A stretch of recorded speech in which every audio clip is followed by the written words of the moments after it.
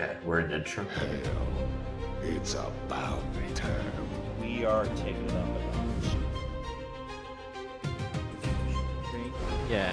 That's the thing that they got you. So It's each team has 1 point.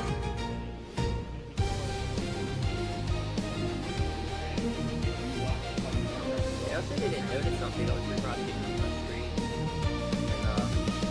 Oh my god! Oh, 10 workers still down. I think it was in the final. They were playing on TV. My god! I Like the didn't idea, that notice is a that. very saturated mineral line. Oh, but it hits the overlord. Overlord. Oh. Alright, there we go. Yes, I've been practicing with those for the last week.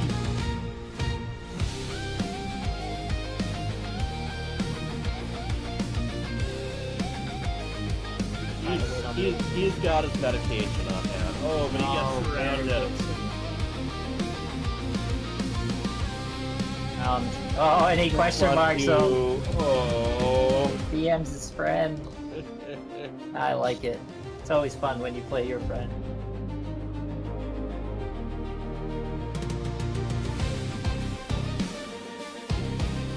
Does he have another blink? Very very nice. Bruce does have enough to really take on this army. He just needs to blink on top of it.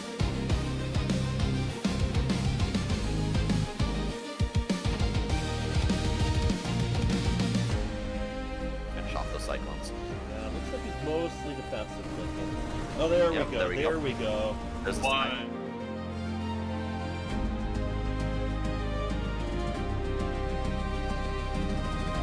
Got in the way of it. Very nice. Storm kills it.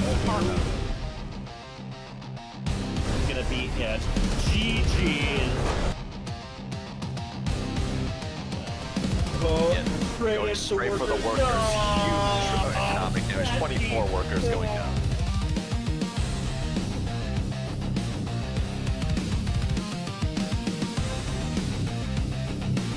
Oh no, that's a bad storm. That he walked through all the Protoss units got stormed there. Very few of them.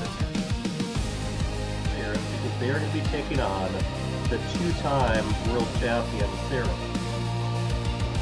He has come in with guns ablaze.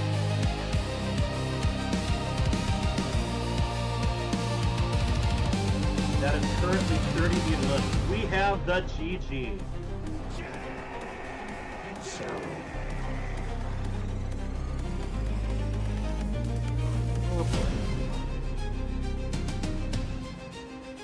Pull it up! Minnesota Warcraft, FSL team, manages to get a 2-0.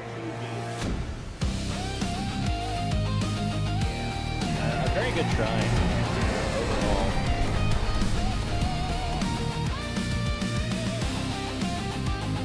These didn't work. You know? Oh, you know.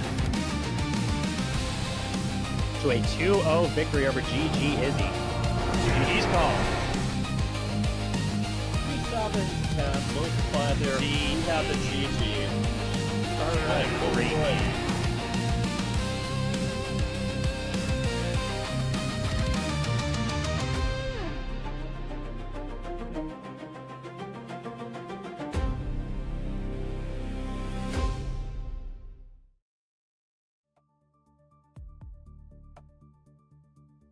And we are live. Welcome, welcome. So yeah, we're continuing on with Special Tactics versus Angry Space Hares. Yesterday's broadcast brought us to a 2-2. Today we are going to decide which team advances. Now, JMPZ, you were actually casting this, so you probably have better first-hand experience. What happened yesterday? So our first series was a good old classic ZVZ with Hyper Turtle and Nachos, both previous captains, now I think co-captains of their teams, so still really involved in FSL. Game 1, we definitely saw like the typical Roach v Roach war with ZVZ. Hyper Turtle just got a little bit of a lead and was able to push for the victory. Game 2, Nachos put his foot on the gas and a lot of pressure on the Hyper Turtle, but Hyper Turtle's defense was not broken and was able to mass a bunch of roaches and win from there. And then in the second series, we had a first-time player, Sunny D, against Parkanian, and I was very scared for Sunny D in that first game because he did a one base all in as Terran and lost his first tank, and that's usually a very bad sign for Terran against TVP. But he was able to get his tank sieged and push for the win. And game 2, we saw a little bit more macro, and unfortunately, Parkanian wasn't able to get enough storms out in time, and Sunny D was able to push for the win. So we got a 2-2 even series here. So these next 6 games will decide who's moving on, and with it being 5 total matches, we actually have a chance for an ace match today. So as caster, I would love to see a 5-5 and get an ace match. Yeah. So both of these teams have had changes in their membership. So why don't we just like run through the team roster real quick? So let's view special tactics. For sure. Yeah. So Deepu is rejoining, and I think Parkanian as well. I believe he was also a returning player. Both of these players you previously used to play in FSL, now on special tactics. So welcome back to both of them. Cubano, I think, may also be a returning player. I'm not entirely certain. I think his participation may predate me. Yeah, I believe he has played before. We also have a lot of the classics here. Obviously, Hyper Turtle, Saya. We have the commish with Degree Empire is here. They do have technically our #1 player, Dark Menace, who has won the last 3 individual championships. So I was really shocked last season when Special Tactics, I believe, got 4th. So I'm looking to, I believe they're going to place higher this season, but we'll also see. And of course, they got KJ, who is playing today, which I'm really excited to see KJ play, because I don't think KJ played a single time last season. So I'm really excited to see KJ play this season. Maybe a little too much production work. But yeah, now he's gonna get to play. SOS is also playing today. He hasn't played in a while, so yeah, welcome back SOS, and best of luck in your matches. He's playing against Chatomic, which will be a very big test for him in his very first match. Yeah, for sure. Chatomic was our best Terran last season, made it all the way to the individual championships against Dark Menace, and put up a very good fight. Yeah. And on the Angry Space Hair side, let's see who we can welcome. Obviously, Sunny D. Yeah, great intro for Sunny D. It's always great to 2-0 in your first match on FSL. I've had that happen in favor of me as well. It's a great feeling, I can tell you. I don't know that feeling, unfortunately. I got too. Well, you definitely made up for it since then. Let's see who else. The Archaic, I think, is a returning player. Frost is a new player. He is about like a 41k Terran player. Also, yeah, also plays. He also plays Protoss as well at a higher level. So yeah, welcome to the FSL. I hope you have a great time. We need to update this too. Sopoli, they need to put some respect on Sopoli's name. There needs to be an S next to him. He is a very, very good Zerg player. Possibly, maybe I play a lot of games with and talk to a lot. He is a very good Zerg player. I believe he will be moving up to that code S very soon. Yeah, totally agree. All right, let's find our players here. The first 2 players we have. Oh yeah, and welcome Hyper Turtle. Hey, let me get on camera. I didn't know I'd be needed today, but hey. Oh, yeah, we're doing production and casting, but yeah, like we could always use a third. Yeah. Well, looks like apparently also some coordination for special tactics, so I'm going to be makes sense. a little behind the scenes. Makes sense. Yeah, a lot of people don't realize what goes into making these matches. Getting the schedules lined up, so the captains and co-captains do a lot of stuff behind the scenes. The production guys, KJ as well. There's a lot that goes into this to get these matches sorted for everybody. To try to keep it as fair as possible. Yeah, I totally agree. Right. You definitely notice when something's wrong with production, but when it's running smoothly, no one really notices. Yeah. Well, GSL 100%. sound guy hashtag or WCS. I think it's what was it? It was the American League, the NASL sound guy. Yeah. Okay. Yeah. All right. The unsung heroes for sure. So looking at our first series, it's gonna be looks like we get a TVZ with Chatomic and SOS. I'm looking forward to this because I did not see SOS play last season, and Chatomic we know is a very strong player. And then we get a good old fashioned TVT. So the 1v1s are gonna be interesting. Hey, Yes. welcome. We have some people. I believe both of you are way out in Europe, so we should be on that server then, right? Oh yeah. Yeah. We can switch over to Europe real quick if that's favorable for both players. Mm-hmm. Yep. That's the server I've actually been enjoying my time on lately. The latency, little issue, but I'm not good enough to complain about that at the moment. I've been playing on Europe to do a new campaign achievement run and record it all, so it's a nice way to jump around if you want all of your achievements to be completely reset. Okay. All right, and thank you. And we just need SOS on the European server, if that is okay. SOS, are you here? Is Europe the best server for you, or should we do a trade-off where we do? I'm in Toronto, so I don't know. Oh, Toronto. Okay. We could do 1-1 then. We'll just We'll switch back to I'll NA first one for the on next Europe. one. Okay. Yeah. Are we doing Europe or? We're doing one on Europe, one Yes. in North America. Yeah. The second match will be on NA. Yeah. Okay. And SOS, you said you picked Celestial we can Chatomic. start What's with, your map Europe, pick? since we're already over here. It looks like Chatomic is muted. Chatomic, are you there? He's also not on camera. Maybe he's getting it set up. Maybe. We could move to the next match. Maybe we want to take a little break here just to give the players a little time to sort that out, and then if not, we'll move to the next match just to give them a little bit more time. Yeah, no problem. What we could do is we could kind of discuss for if there's any new viewers how the league works. There's 4 teams. Basically, we're going to be having special tactics against Angry Space Hares. Winner of that will play the winner of next week's match, which is PsyOp against the last season's champions, Pulled the Boys. Obviously, winners of that will play winners of today. Losers will play. And even if you lose the losers match next week, you're not eliminated. It's basically just proceeding into the bracket for our end of season. So, yeah, everyone will essentially make the playoffs. It just gives you an easier run if you're obviously winning these early season matches. But as we saw last season, Pulled the Boys, ran the gauntlet. So PsyOp Gaming won both matches, putting them into the grand finals immediately, and Pulled the Boys lost every match, putting them in the lowest seed, and they still came back. Practicing. God. Oh my god, they were practicing. They were practicing every day. PsyOp Gaming, those guys got complacent. Let's be honest. It was 10-8. It was a close one. It was close. Yeah. I think if we just did slightly better in certain matches, I think we could have brought it to an ace match or even won. Yeah. Yeah, it was very close. It was a good series. That's kind of what we want in the grand finals for sure.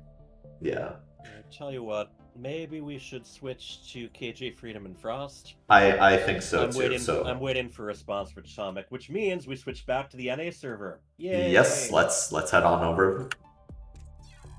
Good thing it's only one button and one mouse click away.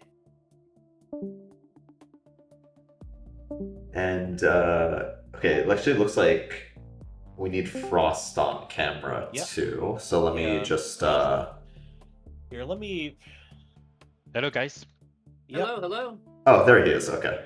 Frost, can we get you on? Can we get you on camera with Video Ninja? The instructions should be in getting ready.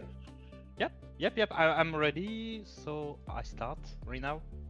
Yeah, just hit the. There you are. Yeah, there you are. And Frost, Hello. what map did you choose? Anything. Can't see each other. Some of these are maps that aren't even on the ladder right now. Yeah, there's some Team Liquid map challenge maps, all that fun stuff. Like Winter Madness sounds good. Okay, so Winter Madness actually isn't in our current map pool, so let me help you out here. Ban, sorry. No, it's okay. Here, I can help you out. I can help you out here. So you can pick Blackrock. You can pick Blackrock, Persephone, Pylon, Lightshade, Celestial Enclave, Amygdala, Oxide, Lockdown, Dynasty, At Eternity's Edge, Rainfall, and Washout. And if you don't have strong opinions, we could pick for you. You can. Anyway, you Hey, can. let's throw him on the camera and interview him. He's nude, right? Yeah, Sure, absolutely. yeah. To the big We screen. want to know all about you. Yeah, here, let's... And KJ, if we could get you in game too. I have a question, guys. I play Yeah. on 1v1. I don't play on 2v2. Okay, yeah, no, you're playing a 1v1 right now, yeah. you Yeah, are okay, You're playing so, against KJ Freedom. Okay. I plan Mothership and Celestial Enclave. Okay.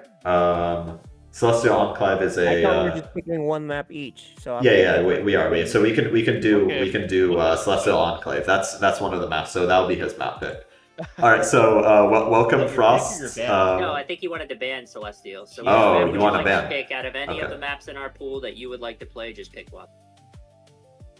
Here, I'm gonna Yes. I'm gonna go. What about Dynasty? Would you be all right with that? Yeah. Anyway, it's good. Okay. Okay, let's do All right. that. Let's go. I'm sorry, guys. Just your Oh. English is really good. It's better than me. You know, you speak That's so fine. really fast. No, your Come on, English we can your slow it English down is for you. perfectly. What is your main language? French. French. We can always have Chatomic come help us out if we need to. So if you ever need Oh. to, Chatomic does translate French for us. So he can help Yeah. us out in these situations when Chatomic? he's around. Yes. Hey, Okay, good. Chatomic. You're on mic now. So we're going to actually do Frost versus KJ Freedom first. But in the Okay, yeah. meantime, we know that one of your specialities is translating between English and French. Yeah. Yeah, I think that's better. I think Frost is also his English is plenty good for the record, but we can also translate for him in French if he'd like. So yeah, Frost, you're new here. Welcome to the league, obviously. Did Chatomic recruit you, or like because I know that there's a lot of like French SC2 leagues or like clans. So like the French SC2 community is very tight knit. Is that how you got recruited? Here, let's simplify that. Which StarCraft leagues were you part of before? Tu veux que je traduise ou pas? Ouais, vas-y, je veux bien. Ok. Quoi? Ouais. Sorry, I was answering someone else. Donc en fait, il te demande comment t'as connu la FSL en fait, comment t'as connu le serveur? C'est grâce à toi. C'est grâce à toi. Ouais, mais t'as pas vu le truc avec Wardy, non? Si, j'ai vu le truc avec Wardy. Okay, so it was when it was because of the Code S championship, you know, when with the final that was streamed on live Twitch, and then Wardy raid the live, and then basically 400 viewers, and Frost was one of them. So he was like, "Yo, how can I join?" And then I just That's great to see. Thanks to Wardy for that raid that day. We definitely had a very good finals, and it was awesome to see all those viewers for sure. We had a bunch of raids. Yeah. Then just, if you could ask Frost, just give us a brief story about how he got into StarCraft in the first place. Okay, so for first of all, just I appreciate your invitation about the FSL, and the second one is yes, I started StarCraft II at 4 years ago, I think 5 years ago. I start only Protoss, and just right now, just my off-race is Terran, and I like to play it. Okay. Yeah, that's actually the same with KJ. He's a lot better with the other races, but he competes with Terran, right, KJ? We're competing a good old-fashioned off-race versus off-race, so I love it. And It's that beautiful. I know something you do not know. I am not left-handed. And yeah, KJ, let's get him some questions too. So KJ, I don't think you've played very much in the last season, but I know you've been grinding the ladder, and I think you got back to Masters with your main races. But how's your Terran feeling nowadays? For some reason, I can't improve my Terran. I'm stuck at 3,800 Diamond 2. So I don't know. It's just the way you play Terran is so opposite from the way I play Protoss and Zerg. Like I found Protoss and Zerg much easier, and Terran's just really hard for me. Yeah, I call Terran like the conveyor belt race. Like it's just very like it's just very cyclical. You just gotta keep doing things constantly. Like very different than the other races. Yeah, I should have played Terran to start. I think that might help, but I think the big thing that stands out with me for Terran is almost every unit has something you're supposed to do before the engagement starts, whether it's hitting stim packs, sieging, burrowing, going into liberation mode. Makes sense. All right. Well, our first match is going to be on Dynasty players. Are we ready? Well, is Frost in game? Do we have you on the North American server? Maybe I can invite him because I have as a friend. Let me. T'es sur ton soin ou pas, Frost? Non, mais en gros ils veulent que je rejoigne le US. Ouais. And we'll do the second match on the Europes. It's my first time. It's absolutely my first time to play in the US. Oh yeah. I don't know if my ping can be okay, but I'm gonna try.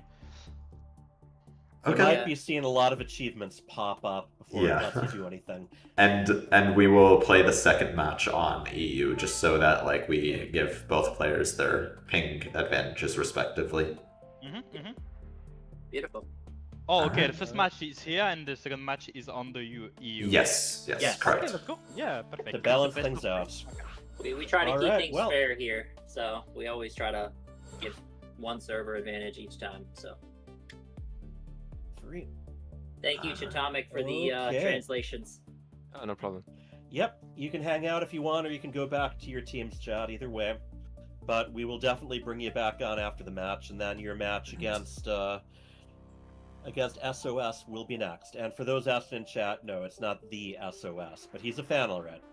All right, I'm going to move you to your separate voice rooms, and we will get going. Yeah, let's just swap. Let's just swap Frost into Team 2 real quick. Let's go. Yeah. There we go.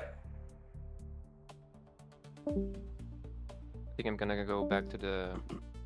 Okay. All right. Yeah, thank you, Chatomic. Thank you, sir. All right. So those trying to keep up with your Romance languages, there you go. There was your homework for the day.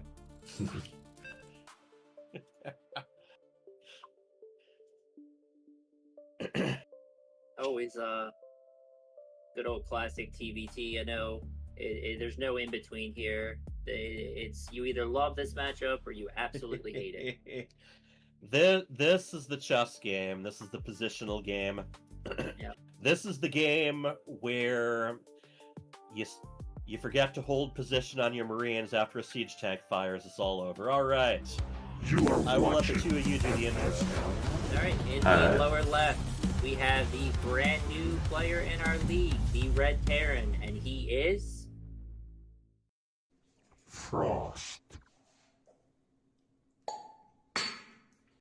Playing for the team of Angry Space Hares.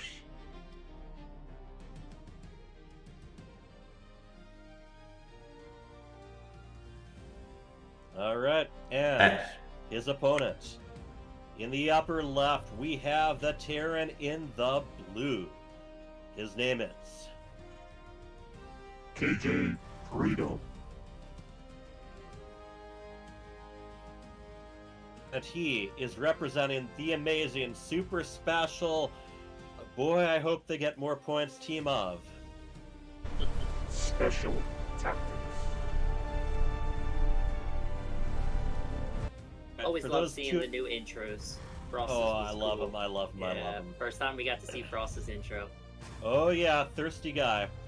So we did 2 matches yesterday, and in the end, things got tied between them. Both were 2-0s, so really we're tied. We're starting pretty much from the beginning, and we have KJ Freedom very carefully checking for any proxies. Yeah, definitely wanting to make sure he doesn't get caught off guard with an early proxy. So yeah, definitely it's interesting to see. It's tricky to get the hang of multiple races. For me, I don't have an off race because I don't really have a main. I guess Zerg is the closest right now because that's the one that I've had Green Empire and Ladder Legends kind of helping me out with.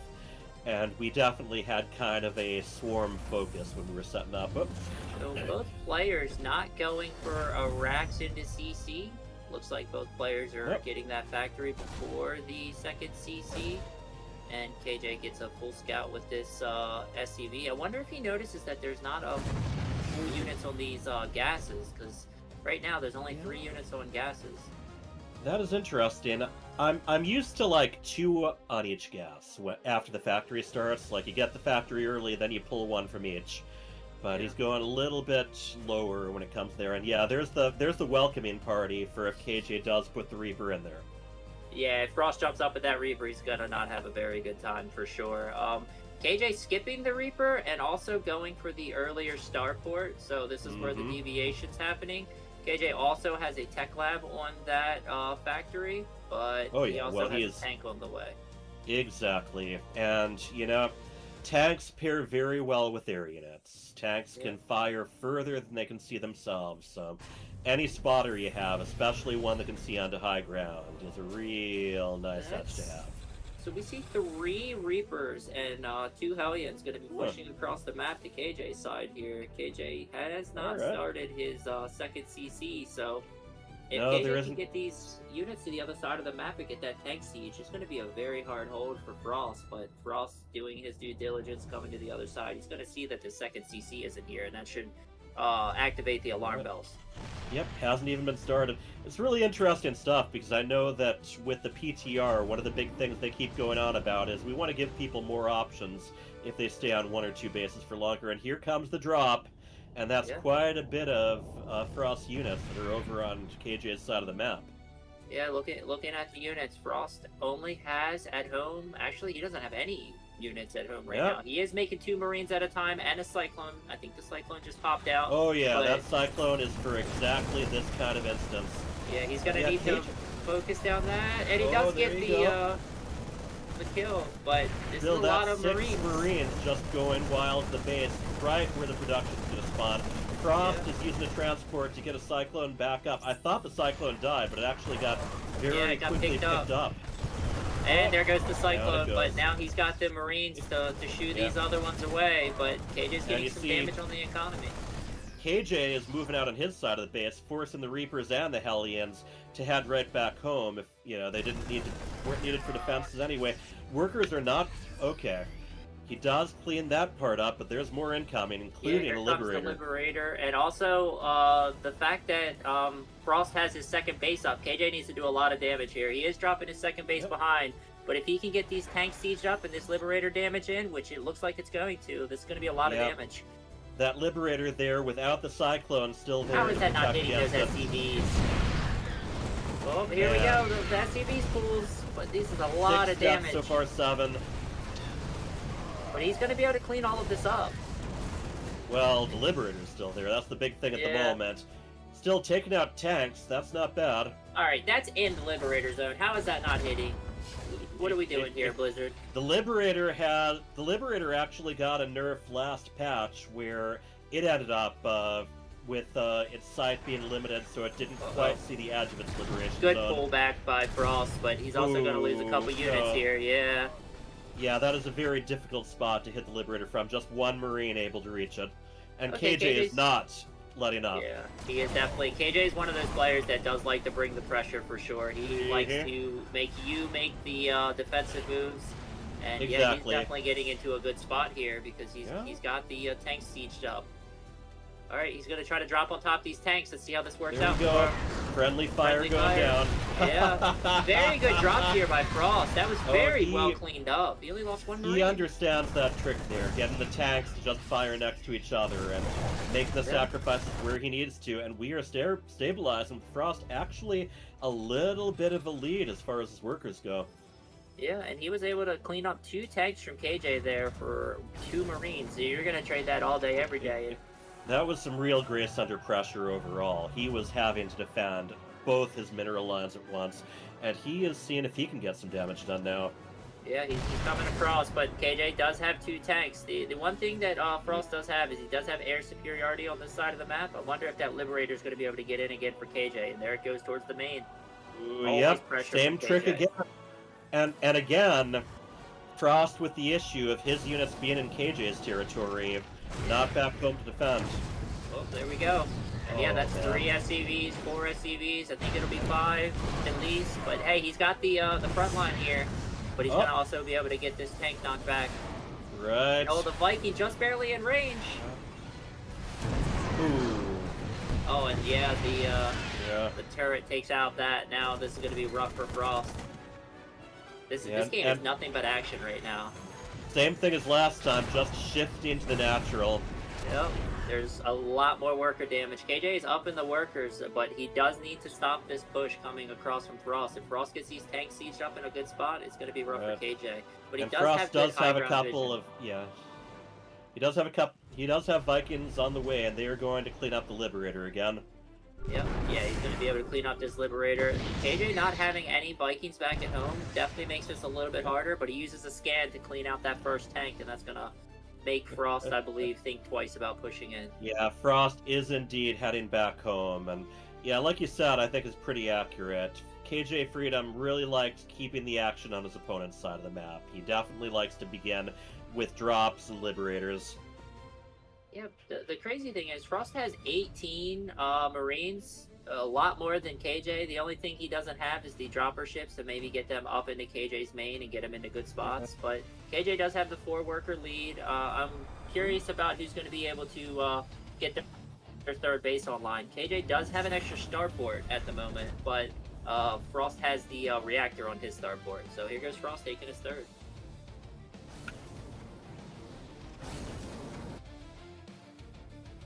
Both of them taking a third CC, but KJ's doing it in a much more safer spot. Sending out his Marines here to probably scout and see if Frost is taking that third. It's a crazy start to this TVT. I'm liking this. Yes, indeed.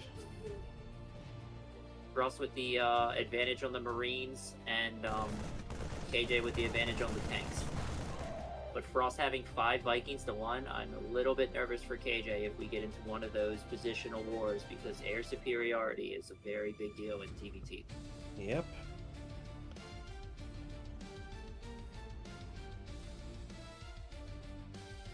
So, one thing I'm seeing, SOS is a little bit limited for time, so we might want to, after this map is done, just switch to SOS versus Chatomic for momentarily, and then switch back to the second match of this series. We'll see. Sounds good. Frost has Marines everywhere. He's got spotter Marines literally in almost every single spot, so he's going to know if KJ comes out with anything aggressive, and I believe we are seeing KJ push out. I don't know if he's going to keep pushing or just try to get control of his third. Looks like KJ is just getting control of his third, but again, with this Viking count, Frost could definitely get something done. KJ sees this though with the sensor tower. There's the scan, and he's got vision on that tank. Could be one tank down for KJ. Ooh, if KJ somehow got the tank into that corner up there, that would be such a good position, but I don't think he has any up there. And Frost is moving in with his Vikings and Marines. I don't know about this. The Marines are taking a lot of damage. Yeah, and he won the air war. So now he's going to be able to push this back. And yeah, they were able to kill that thing in the corner. If KJ can move that tank to that corner, he'll be in a much better position. It'll clean up that tank, and yeah, he'll be able to get this third down safely. Obviously, I have the God Eye. So when I say stuff, a lot of people like to give me, crap about it. But I haven't seen that many people doing that. I think that's just what casting is. In my DMs, they like to do it. Let's go with that. Oh wow! Okay. Yeah. But I didn't know that people were targeting you so hard. Yeah. Looking at the Viking count, we're at 5-5, but KJ's not able to get his third down still, and Frost has been enjoying having his third down, but these Liberators are going to make this very hard. Right, the Marines run forward. Oh.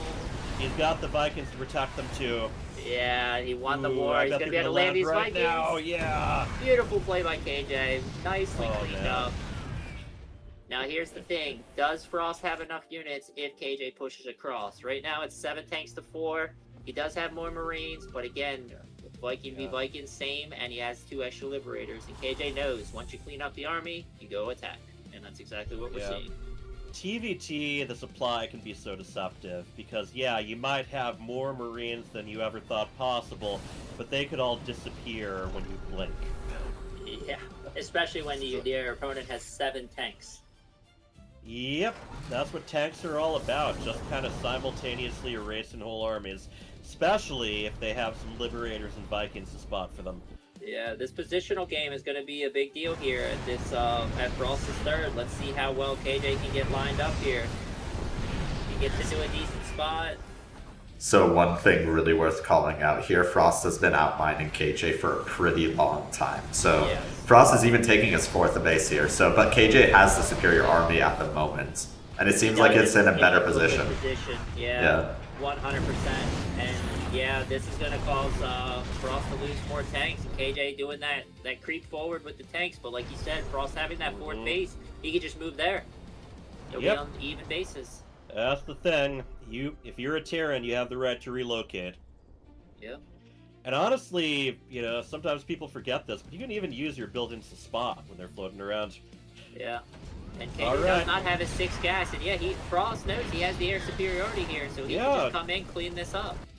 Coming in an excellent angle where only one of those enemy Vikings was firing at once, so it could be anyone's game, just depending how the next engagement starts. We got, what is it, drop or Liberator coming in? A drop. Looking at the upgrades as well, KJ doesn't have a single one, and Frost has almost got 2-2 for his Marines, but this is a really good drop from KJ, but it's going to unfortunately be cleaned up. Yeah, the Vikings just doing an excellent job of both taking the air superiority, but also doing the cleanup against the tanks. They do get bonus damage against mech units when they're landed. Yeah, and it's 2-2. Frost is going to finish for his bio, and he's got 4 Liberators on the way. He's like, I'm tired of KJ's Liberators being the only ones killing these tanks. He's going to have a massive air superiority. Yeah, KJ is definitely falling behind in supply, even though these attacks have gone very well for him. He just hasn't had as many bases up. Here we go. Here comes another push from KJ, though. Let's see how he can get this position. Oh, they're going to do that good old classic, I walk this way, you walk that way. And KJ sees it coming. What is his decision? You take the high road, I will take the low road. Yep. And yeah, Frost is turning around because he sees all of KJ's army down here. Let's see how these tanks get sieged up. Who gets sieged up first? Looks like KJ does. And oh, Frost's going to have to pull back. Yeah, that's not a good spot for these tanks. KJ should be able to clean up this, I guess we'll call it the 3rd base now. I wonder if KJ knows that bottom base is up. He probably does since the sensor tower's there, but oh man, this is a big air superiority difference for Frost. Yeah, KJ has to pull back. It's like tank v tank. Oh no, KJ's pathing on 1 tank. He did not get the memo. Oh, there's the siege.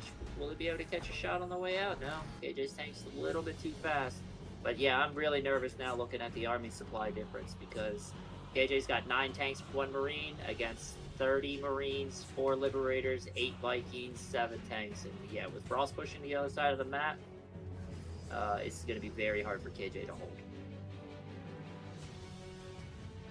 Sees the SCV coming out.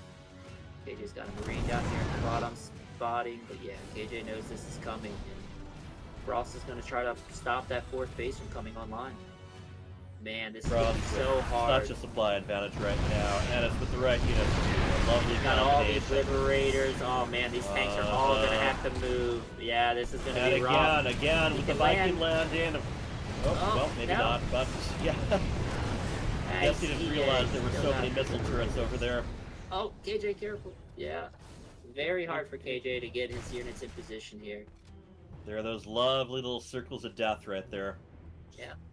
Looking at the upgrades, though, again, KJ only has +2 ship weapons. He does have advanced ballistics, but the upgrades are definitely in Frost's favor. If he can get these Liberators on top of these tanks, it's going to be a very hard time for KJ. And yeah, here we go. He finds the sweet spot. Cleaning up some of the defenses right now. Yep, and he's going to be able to run in here. Yeah, if he gets into this 2nd base, it's going to be very hard for KJ to hold this. Well, 72 supply lead. This is where there's just not a lot that KJ is going to be able to do. Frost is in a position where he can really just sacrifice units as needed, but I don't think he even needs to. No, he definitely has the superior army, superior The Terran upgrades. DPS, Yeah. damage per second. And here we go. Air fight going his way. Got Liberators fighting the Vikings, and the Marines get here, and yeah, KJ's having to pull the SCVs, and as you can see, his bases are mined out. So his main is mined out, his natural's mined out. KJ only has like one really mining base. Maybe use some SCVs for that force, but with all this army here, yeah, and nothing that shoots these Liberators. Here we go. He's shooting a little, but when Vikings are outnumbered, they can just come right in. And the Marines are just like the job. having a picnic. They're like, I'm done running into tank fire. I'm not doing that. And landed Vikings, so picks them back up. Thinks twice about it. Targeting down the CC. 27 workers that just died.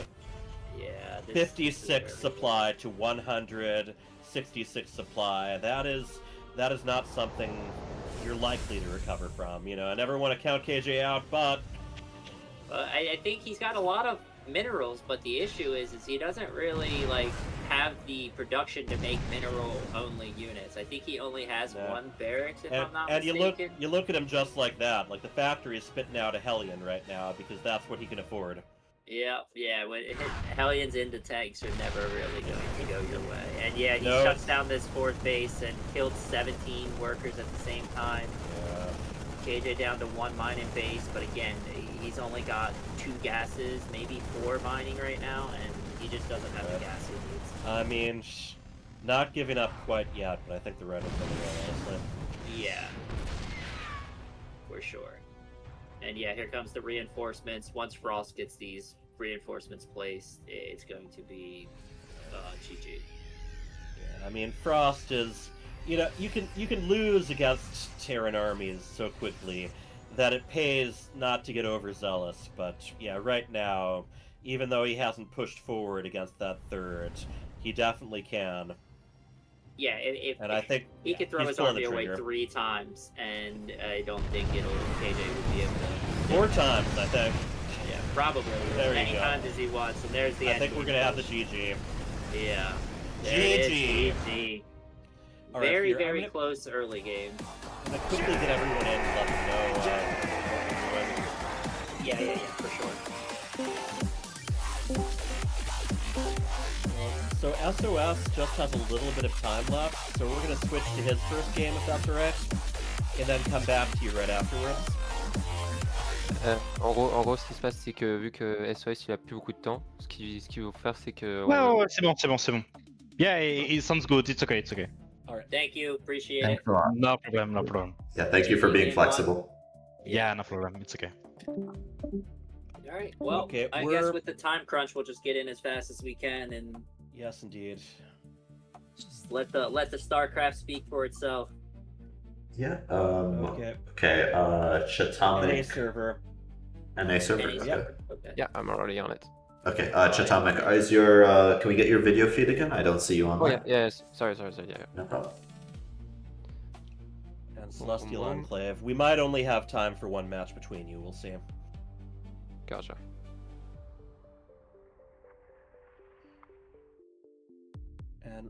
And yeah, JMPZ, you need to leave the score screen. Oh, I'm on the main screen. You are? Okay. Alright, there we go. Oh, that's weird. It's all weird. This is production. Chatomic SOS. Alright, so if it's alright, we're just gonna get right into it. Yeah, makes Time sense. crunch there.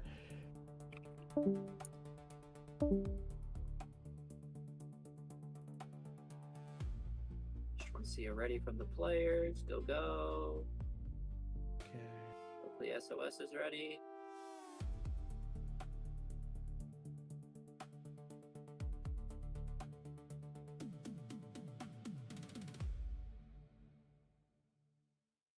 He's ready. Okay. Perfect. All right. Straight into ZVT now. Very different matchup. Very different matchup, and early game, my least favorite matchup. Late game, I like it a little better because I hate playing late game CVP. Yeah, it's interesting how much the game can change depending on which units you get access to. Yeah, it's just Storm plus Protoss Deathball. Yeah.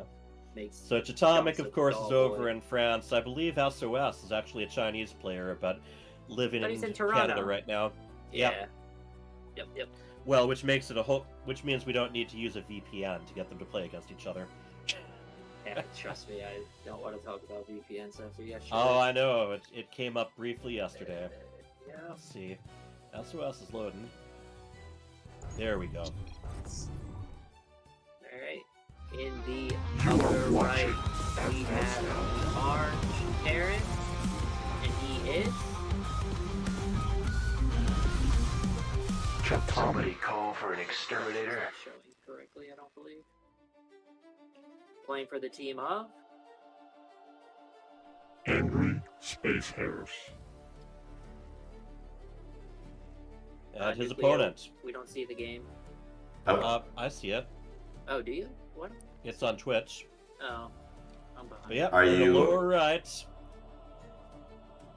the Zerg in the red. He isn't the pro-Korean player, but he is still known as SOS.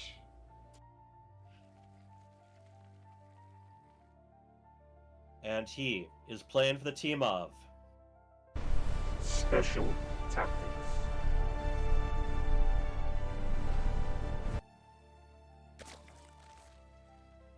Alright, Celestial Enclave with its weird half-resource secret base with the little worker-only path leading into it. Do we know who Yep. picked this map? I What's it, sir? Yeah, I believe SOS picked this one. Okay.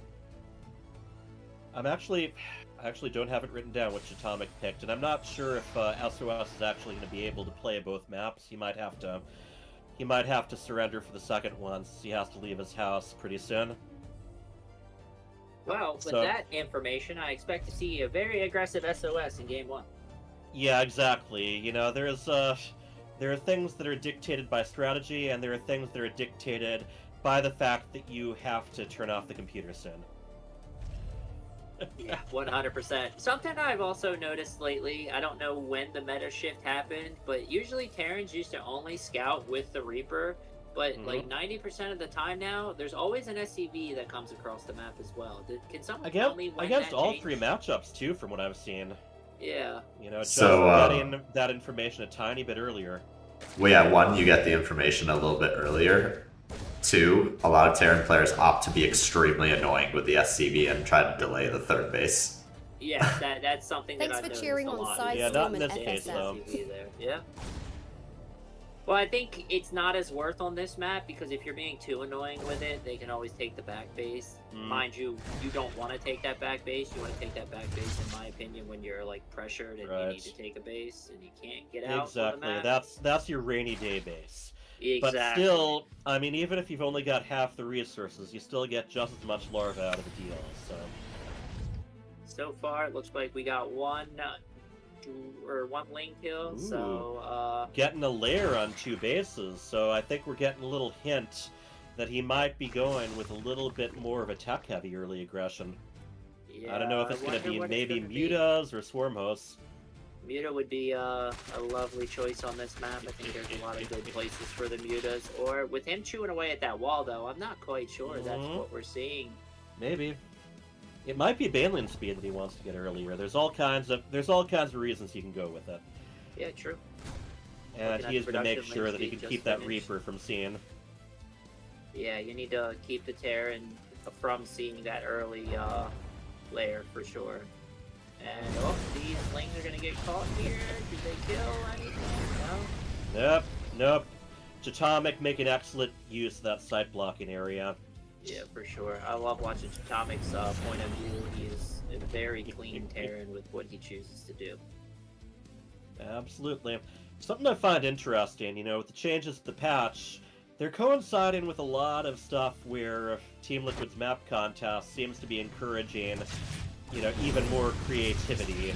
Oh, this is not good for Chatomic. That Yay! Catches down. 2 of them. And I think the wall has been chewed through. I think that wall is now gone. And yeah, he's gonna get the other. Nope, not quite. No.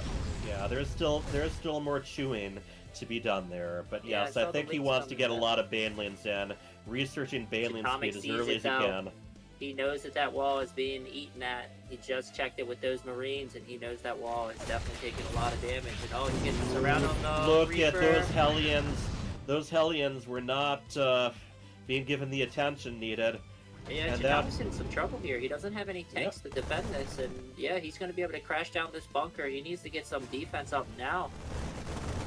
Yeah, these Lings are going to get a full surround on this bunker. Yep, and they get there before the workers do, and here come the banelings! No, they don't have speed yet.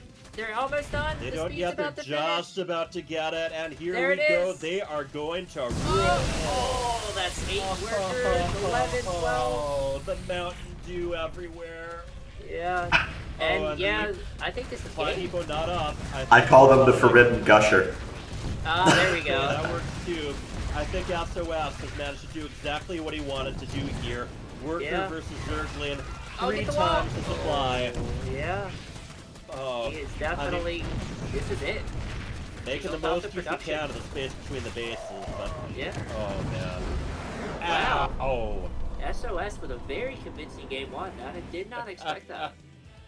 That was definitely a trick that he had done this. SOS, he was involved last season, but there was some communication issues. Yeah, thank you for asking. Okay, so yeah, alright, yeah. EU server, here we go.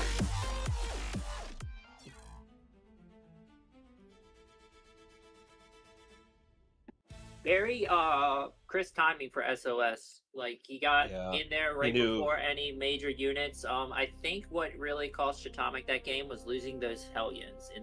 He got surrounded probably 2-3 times there. And yeah, that definitely helped SOS with that early Ling Bane. It's always fun when you run it with Ling Bane and you don't see any tanks. It's just like happy day for a Zerg player. Yep. Alright, and yeah, do we know what Chatomic's map pick was? I thought it was TBD, but I could be wrong. So one thing I'm actually wondering is if SOS did a little bit of homework on his opponent, because Chatomic does tend to do a lot of like 3cc builds, very economic focused. I was wondering if he was planning to do that as a response, like just do a very committed attack, or if he just normally does like those super committed attacks versus Terran. Do you see Chatomic in the game yet? I do I not. had to tell him to hop servers. I think we did here. Let me just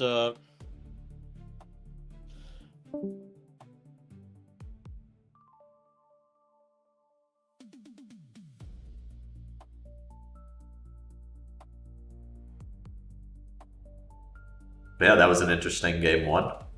Yeah, showing Zerg early aggression.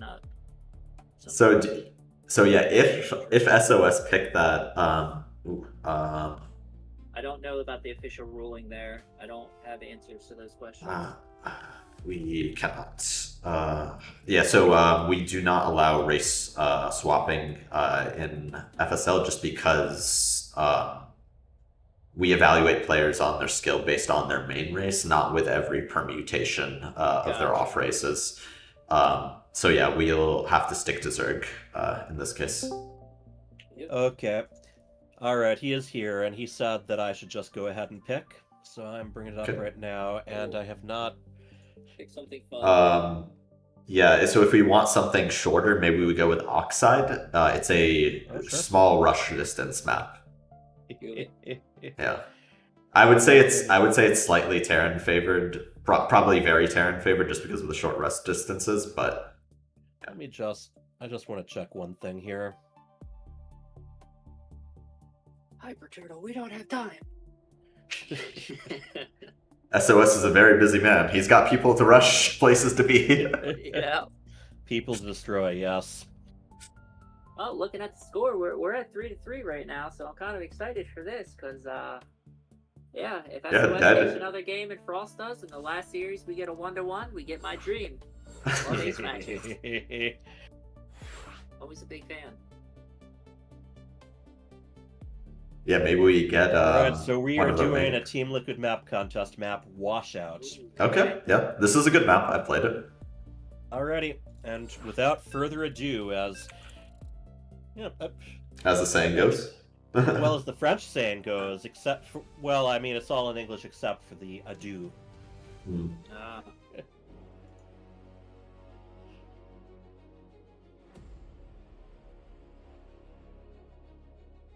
Right.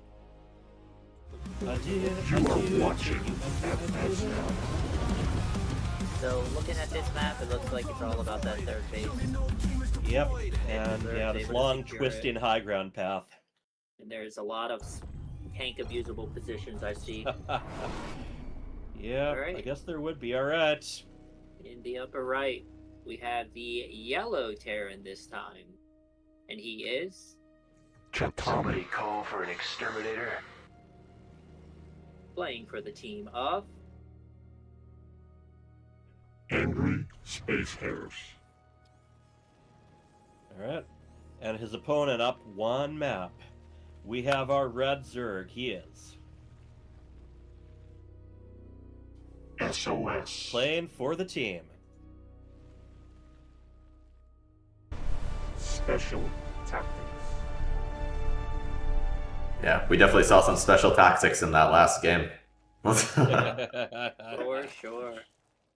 Yes, indeed. Just getting speed as early as possible, getting in there. This is going to be interesting because, I don't know how much either of them have tried out this map. I certainly haven't tried out a single one of the Team Liquid map contest ones that Green Empire and the gang selected for this. Although I did get a good look. I went with one of them yesterday, and I can't even remember which. So funny you mentioned that. This was actually voted on by our participants. So people wanted this particular TLMC 22 map. And also, like, a lot of the smaller SC2 community tournaments, they're actually like testing a lot of these maps. A lot of the TLMC maps are actually quite good this time around. I'm surprised that these are the ones that made it in, because I think there are better ones, but even so, this is a pretty good one. Yeah. Do we have any? Did our guys vote for any of the 4-player maps, or am I being ridiculous? They did not. No, not a single 4-player map made it in. I think there was a map called like Exalted or something like that, It's like 4-player. 4-player spawn. It's very interesting. Yep, and even more interesting with the changes to the economy, because with the longer early game, there's a bit more time to actually scout out where your opponent's starting from. True. Yeah. I know that 4-player maps were a lot more popular back in the Wings of Liberty and Heart of the Swarm days, anyway. Well, we have a Roach Warren on the way, so it looks like we're going to get an early Roach timing. Now, the question, will this Reaper get the scout, or will SOS keep him away from being able to see this? Because usually with early Roach timings... oh, very nice transform there. Lovely drone save there. Yeah. Chatomic trying to micro around, but very well done by SOS. Does get a wing, SOS, but that's fine. Yeah, it's going to be all about, once again, keeping his opponent in the dark. He did not know about the lair of the previous game. This game, he does not, at least yet, know about the Roach Warren. So this is definitely looking like to be another 2-base play. Yeah, and I believe we are skipping out on link speed here. So obviously with the early roaches in the lair, he's going to try to save that gas for something more useful. And guys, roaches are already on the way. It's a 2-base roach play into 3cc, very early 3cc. Oh whoa! Now he started link speed. I don't. Okay. Yeah, so off of that, and again, early 2-base lair. Yeah, so he gets the roaches out first, uses the gas on that, then he starts the link speed. So with these, now he's droning up. Yeah, he's forcing a bunker on the other side of the map. If that doesn't complete in time, this base may have to lift. Okay, okay. And yeah, that's a Roaches. Hellions. Hellions don't do good into roaches for sure. Exactly. Hellions only getting a bonus against light units. Uh-oh, I don't know if this is going to finish in time. It's going to be very close. Oh. Does he target down the SCV or does he go for the No, army? he's going after the attack units. There's almost nothing that can get into the bunker anyway. Yeah, there was that one Marine and that Reaper. And only the Reaper made it. Yeah, but unfortunately, he wasn't able to do more damage, and these Widow Mines are going to be able to spread out. So, Chatomic they are is in indeed. a good spot. Alright, we are going with Spire play here.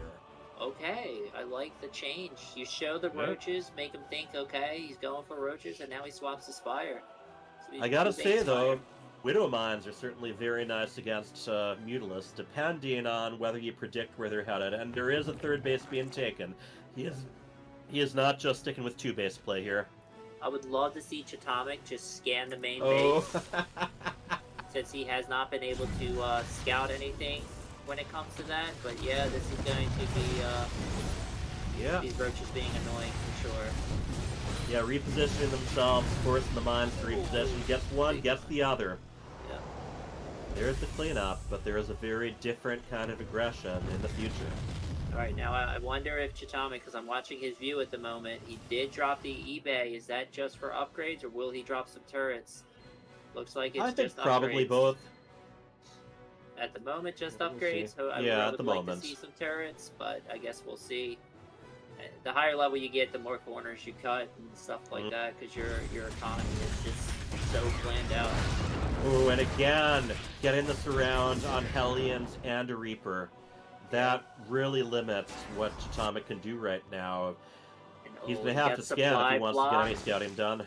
Yeah, he got supply blocked, had to drop that, Oh, man, so that's... yeah, had to drop that depot. No scan. Limits your scanning and your mule in.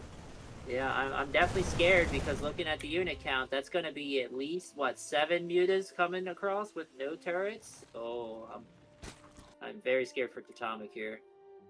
And he still does not know these mutas are on the way. What is he ready for? Let's see, where are the mines positioned right now? Or does In he the even have front any of left? In front of the natural. Okay, yeah, I see him. Right at the entrance, so... And here comes no defenses in the main! He doesn't see, and yeah, this is Alright, gonna be go rough. straight for the worker line. Very well done by SOS here. Just And you see SOS very much keep an eye on those, seeing if that little line that appears whenever a mine targets you shows up. None does, though. 10 workers. These mutas have been worth each other in spades. Got the Bane speed on the way, +1 attack for those mutas. And oh, he's gonna find a tank! Oh no! No, that one was Chatomic! up. Okay, he does Oh, he manage to saved get it it. behind the Marines. Oh man, how much HP was on that tank? 47? One more volley might have done it. Yep. Still, he's playing carefully. He doesn't want to just lose these mutas. He wants to keep that potential there, force his opponent to stay at home. And there are so many directions the mutas can attack from.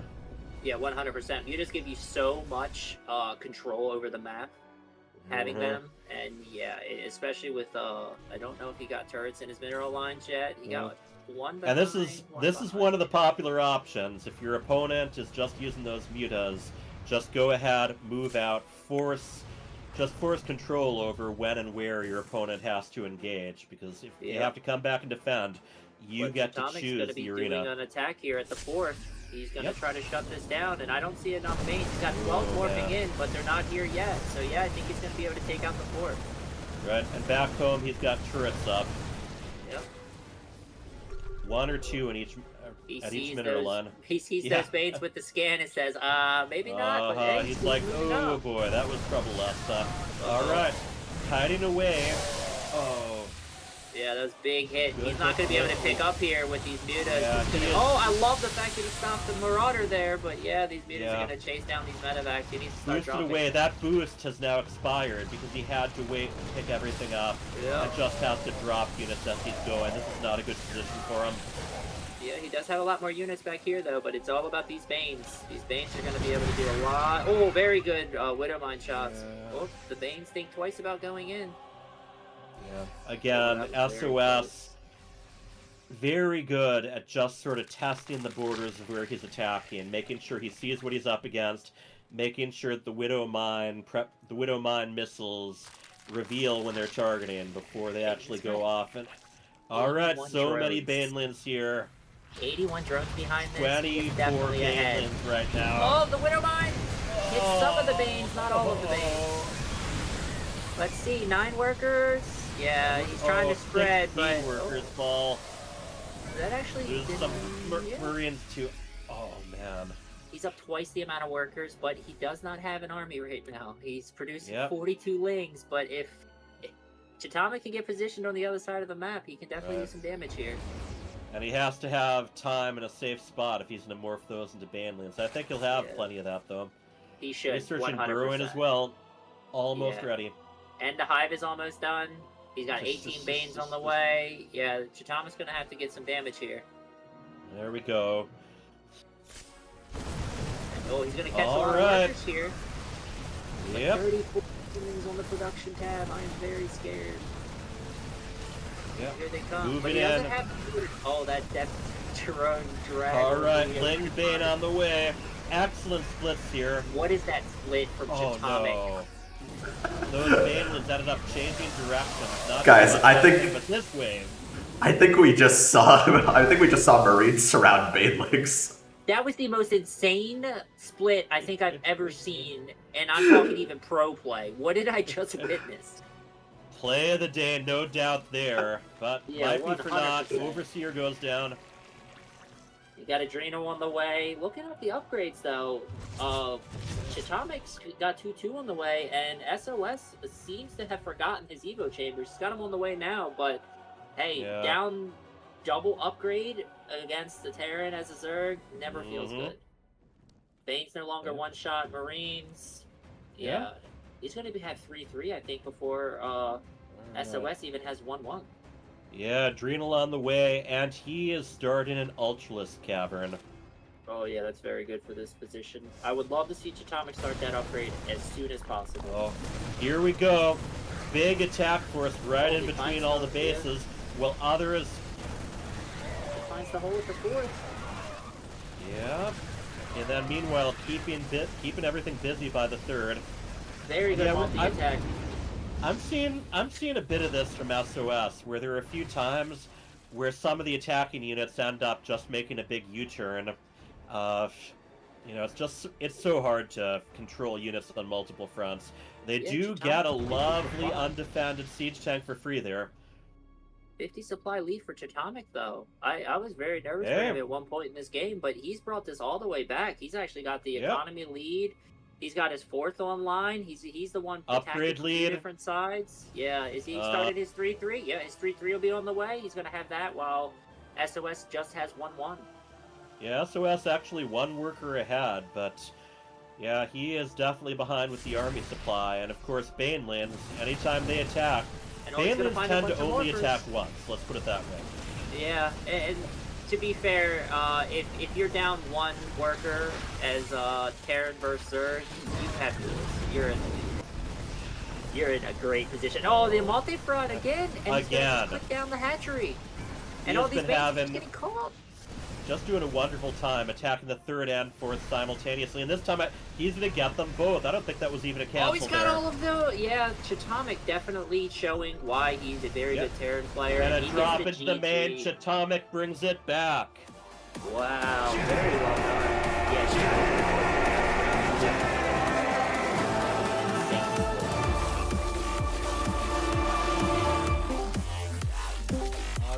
SOS, I know you have to head out, but excellent game. You definitely came into both these maps very well prepared. Chatomic, amazing comeback the second match. Yeah, for sure. Thank you.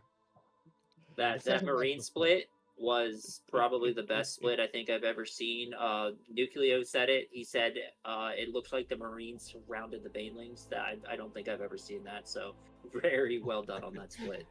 Thank you. Yeah, I'm not super proud of the first game. I should have seen that coming.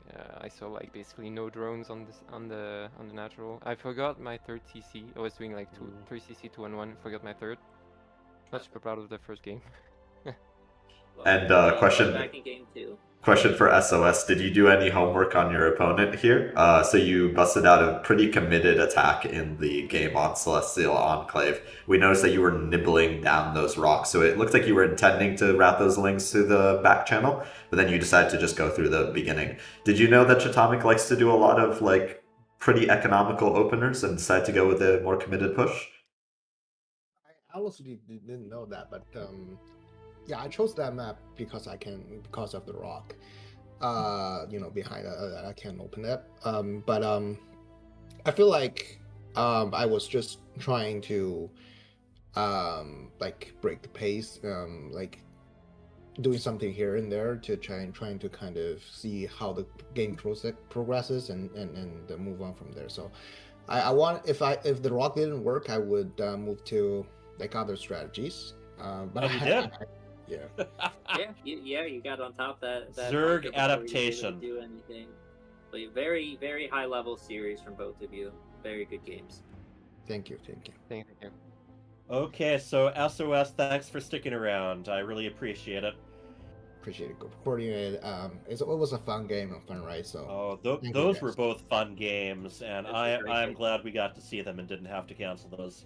All right, well, you have a great day in Toronto, all right? Yeah, All right. thank you. You too. All right, let's Bye, do guys. Okay. the game 2 of Frost versus KJ. Yeah, let's bring those guys back. Knowing KJ, he watched that game, and we're gonna see something a little different in game 2 from KJ. Okay, second map will be Amygdala. Thanks for waiting in between the games, both. And Frost, do we have you on the European server? Yeah, absolutely. Okay, Perfect. so yeah, /join and then FSL. Yeah. For those of you who are watching that have never played, just join on the FSL channel on both servers. That way, it makes it easier for the production to invite you to the lobbies. All right, looking at the score, Angry Space Hares takes the 4-3 lead. And based on how many points you need, it's first 1 to 6 will win. If we get 5 to 5, we will have our lovely ace match, which is what I always cheer for. I join. Okay. There you are. Alright. So we're gonna pick up right where we left off here. Let me just double check.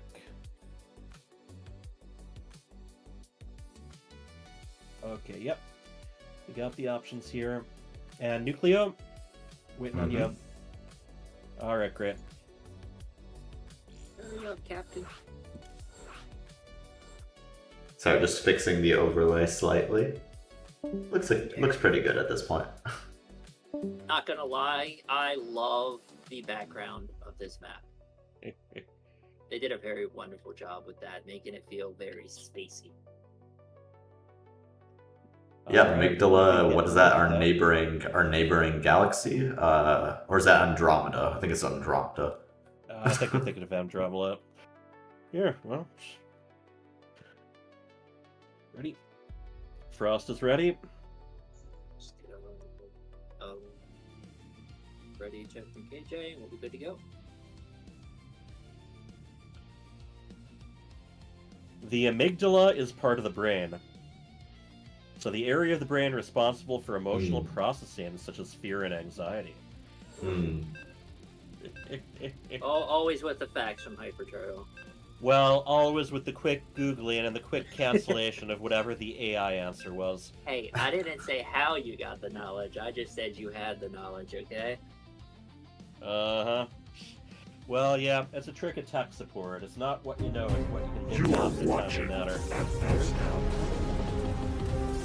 But yeah, it is really fun just kind of looking up what some of these map makers name things after. Alright, you want to tell us who we're watching here? So, in the lower left, we have the Red Terran up 1-0 in case you missed the earlier map they played. It is... Frost. Playing for the team of... Angry Space Hares.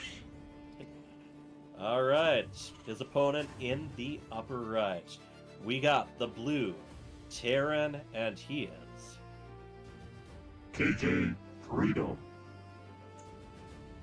And playing for the team of Special Tactics. All right, Freedom versus Frost right here. So was that a gas before barracks? Because KJ is definitely going to be about 30, 40 gas ahead here.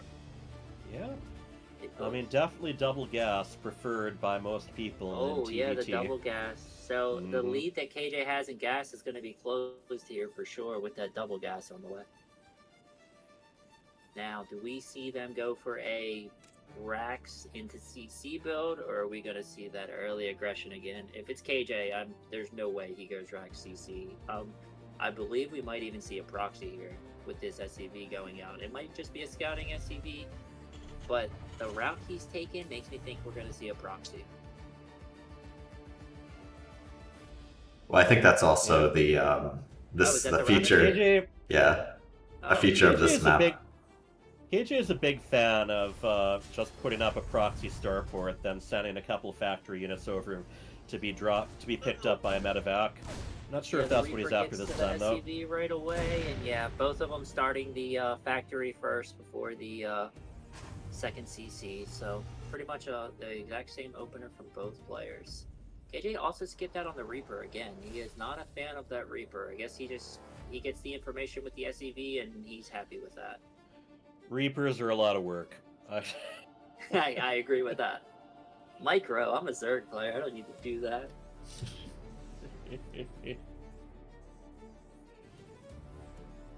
And cross with the 2 Reaper, 3 Reapers. Is that normal? Terran players, do you usually go for 3? I thought it was like 2. I think the most standard is 2 Reaper, 1 Hellion to begin with. Both, I like that they were both spazzing out too. Yeah, he's got them. He's got a very interesting patrol route for them. Boy, like they're going to 3 be Reaper, very 2 dizzy at the end Hellion of this. is a very, very common open. Yeah, I guess. You have some fast moving units to defend against what they can do early on, and if they don't do anything, or if you feel like it, you try to send them over to your opponent's natural and just cause a little bit of damage if they're not prepared for them. Gotcha.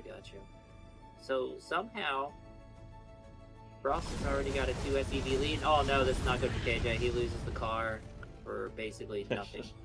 And that's exactly what this is for. You try to take out their Reaper Hellions quickly, and then you have that mobility and that control. He's not sieged up, and oh no, the wall's open. Yeah, I think he's actually trying to lure them towards that lower depot there. That was actually really well done by KJ there. It kind of lured him in. False sense of, oh, you can get in. Come on in. Oh, silly me. I left this wide open. I sure hope no Reapers and Hellions sneak right into my base before I remember to raise it. It's that whole, I'm not trapped in here with you, you're trapped in here with me. That's pretty much there is that. Good old Rorschach. And yeah, I noticed actually one of the Team Liquid map contest maps is even called Rorschach because it's, you know, sort of copied across the middle. Like this is very aggressive from KJ. That's 2 tanks in that medevac. But with that Cyclone over there, I'm a little nervous. Yeah, a Cyclone or a Viking is almost essential, you know, when you're starting out with the Terran. Yeah. You just want something to target down an air unit, just in case. He also has, I think, 2 that Hellion sees. Yeah, this Hellion sees. Oh, yeah, that Hellion was almost dead already. Oh no! All right. Yeah. He just backs away, picks him up again. Now. And with that Cyclone, this could be similar to what we were talking about with the kind of bait and trap. If I he think can KJ get sees these it tanks sieged in the front and then get these Liberators sieged up, this is Right. going to be very good for KJ. Yeah, he'll get these tanks forward. He'll get these Liberators on top of these units. Oh, yep. Alright, let's see how the Marine focus fire is. Yeah. Did not kill him, but he he was able to save the tank. You do not get to decide who Liberator zones or bunkers target. Yeah, and he KJ's getting these just a tanks little in. out of range. I love it. Here come the Vikings. The Vikings will be able to shoot down these. So this could be the follow-up here. 3 tanks working their way out. Oh, that medevac. KJ trying to target down the tank. Didn't get it. Oh man. Now yeah, he gets it. Those SCVs stopped attacking for a moment. That's one of the. Viking. Oh man. But now KJ has the Viking doing damage. This is a crazy battle. Just taking turns killing stuff here. Yeah. Tank gets sieged though. 6 workers, but Frost is able to hold again. And looking at the unit count again, Frost somehow squeaking out extra SCVs. Just had that one extra Viking, and Viking Wars so much comes down to which fires first here. Yeah. Looking at the production tab, both of them. Oh, I didn't even notice this. Forgot about me, didn't you, pal? Yeah. That hey. Get 3 workers. The lost mining time and the 3 workers is great. Still, I mean, Liberators can be pretty nice if you get your Liberators and Vikings back home and repair them. Yeah. So much of it is how much you have of these different units. The Vikings, the siege tanks, the Liberators, and then, I mean, then you just keep dumping all your extra minerals into the Marines. So KJ does have the 3rd CC faster this game than Frost does. Frost does have Stim on the way, and it looks like he's sending out some scouting Marines to make sure KJ's not doing anything too funky, but he is up 23 supply. I'm kind of wondering where that is. It's mostly in the army count. He has 2 extra tanks, and again, he has way more Marines. KJ does not seem to be a fan of making Marines in this matchup.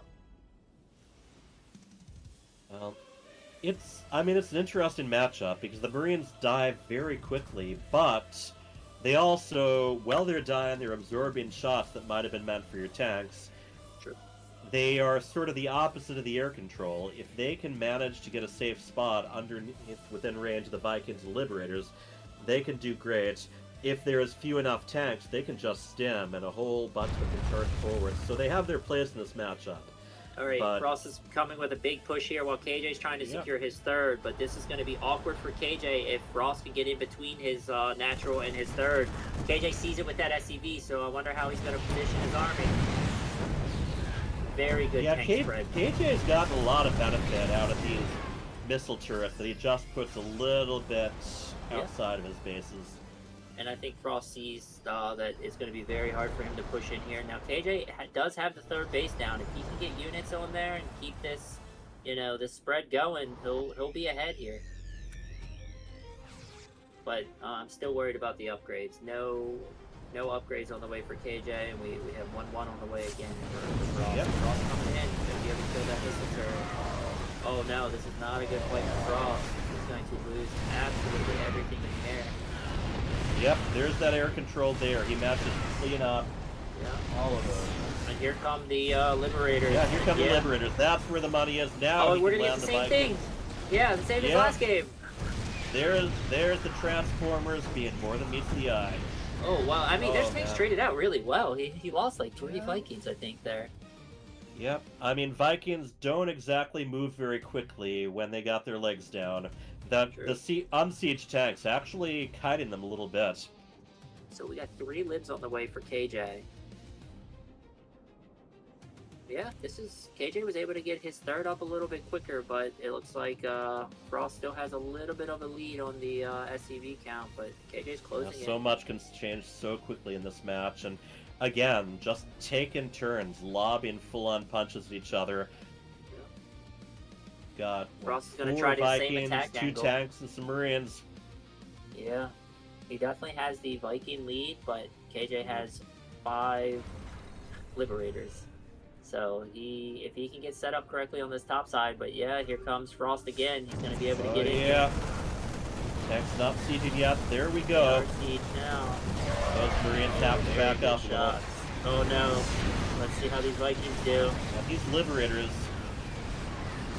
I mean, you can either let them do splash damage against the Vikings, or you can have them do Liberation Zone, go after the tanks, then send the rest of your units straight forward. This is KJ's time right now. If KJ can get to the other side of the map, I think he will be in a very good shape. He has the air superiority. He has 9 to 4 tanks, And yeah, looks like he's just trying to macro out. Got the units he needs. This is a much closer game though. KJ definitely watched that game one and has made. Yeah, well, that's one of the nice things about having a nice long break in between matches. You know, you might as well. And here comes the push from KJ. I think he knows this is his time. He's got the extra gases. And yeah, they're both. Yeah, and I think they'll be reaching that sensor tower just a little bit before it completes. Yeah. And that scan, usually a sign that there's some aggression coming. Yeah, scans are, I always find funny because it's like, well, you're looking for information, but it's also a big giant tell that something's coming your way 90% of the time. Alright, let's see how this air superiority fight goes. Oh, KJ definitely did not win that. Oh. A lot of stuff going down before the tanks were sieged. Yeah. KJ just losing all of his Vikings. He needs to Frost pull back. being forced to back his Marines away, but now he's got that extra vision. Yeah, he needs to back up, but KJ, with the upgrades on the way this game, something he was missing out on last game, he is definitely up on the mech upgrades. I wonder if he's going to start his 2-2s. Frost has 1-1, but only for those Marines there. Yeah. But again, Frost, I think we see Frost's familiarity with the Terran because he keeps, even with like losing these fights, he keeps like somehow pulling ahead in the Right, right now, 32 supply advantage. That is not too shabby. I'm very nervous for KJ because 8 Vikings to 0 on the map right now is definitely not something you want. He does have Thors on the way. Worker lead as well, and what I love about that is that's where we usually have the footnote, but then there's mules. Nope, this is Terran versus Terran. They both have mules. Yeah, and he's going to be taking this gold base, so that's going to be a giant influx of minerals for him. And yeah, that's... Now that can be an especially vulnerable one, because this is a gold base where your opponent can potentially attack from the other side, but they got to know it's there. Yeah, that's the problem with this gold base for sure. It's definitely very vulnerable, but hey, if you get the mine from this for the next 3 minutes without KJ seeing, it's going to jump your economy up. KJ knows this is coming. They both have the gold KJ base. along with that that missile turret. He's also got an SCV at the Zelnaga Watchtower. Yep, and he knows he's this just army's putting coming. all these little sort of early detection, early damage missile turrets all over the map. Needs to get these tanks sieged quickly, but again, with the air superiority, this is what there's a rock paper scissors aspect when you're playing Terran versus Terran, and he currently has a few of each. Yeah. Oh, these tanks are not going to be able to get into a very good spot. I don't think. A lot of damage being done to those Vikings, though. KJ with these 4 Thors though, or 3 Thors here, definitely in a very good spot. Yeah. The Thors and the high ground advantage too, so lovely positioning there. Yeah, I think from what I noticed is Frost seems to be better at the macro, and KJ definitely is very good at the micro part of this matchup for sure. And just the general positioning, Yeah, just the positioning. 2 Vikings against what? 5? Yeah. Oh wait, the Thors figure in though. Yeah. Yeah, they were right-click moving for a little bit, but here we go. They still get to do their damage with that unbelievable anti-air range. Mr. Thor, run! That's a lot of tank shots. Fix me, will ya? Yeah, and KJ does have 2-2 on these mech units, so well, +2 attack, +2 attack on the... +2 air attack, +2 fact, +2 starport, +2 tactical. Let's put it that way. Yeah. No defense, all offense. Here comes a big drop coming. KJ is gonna see it. There is a missile turret and a bunch of air versus air here. Oh no!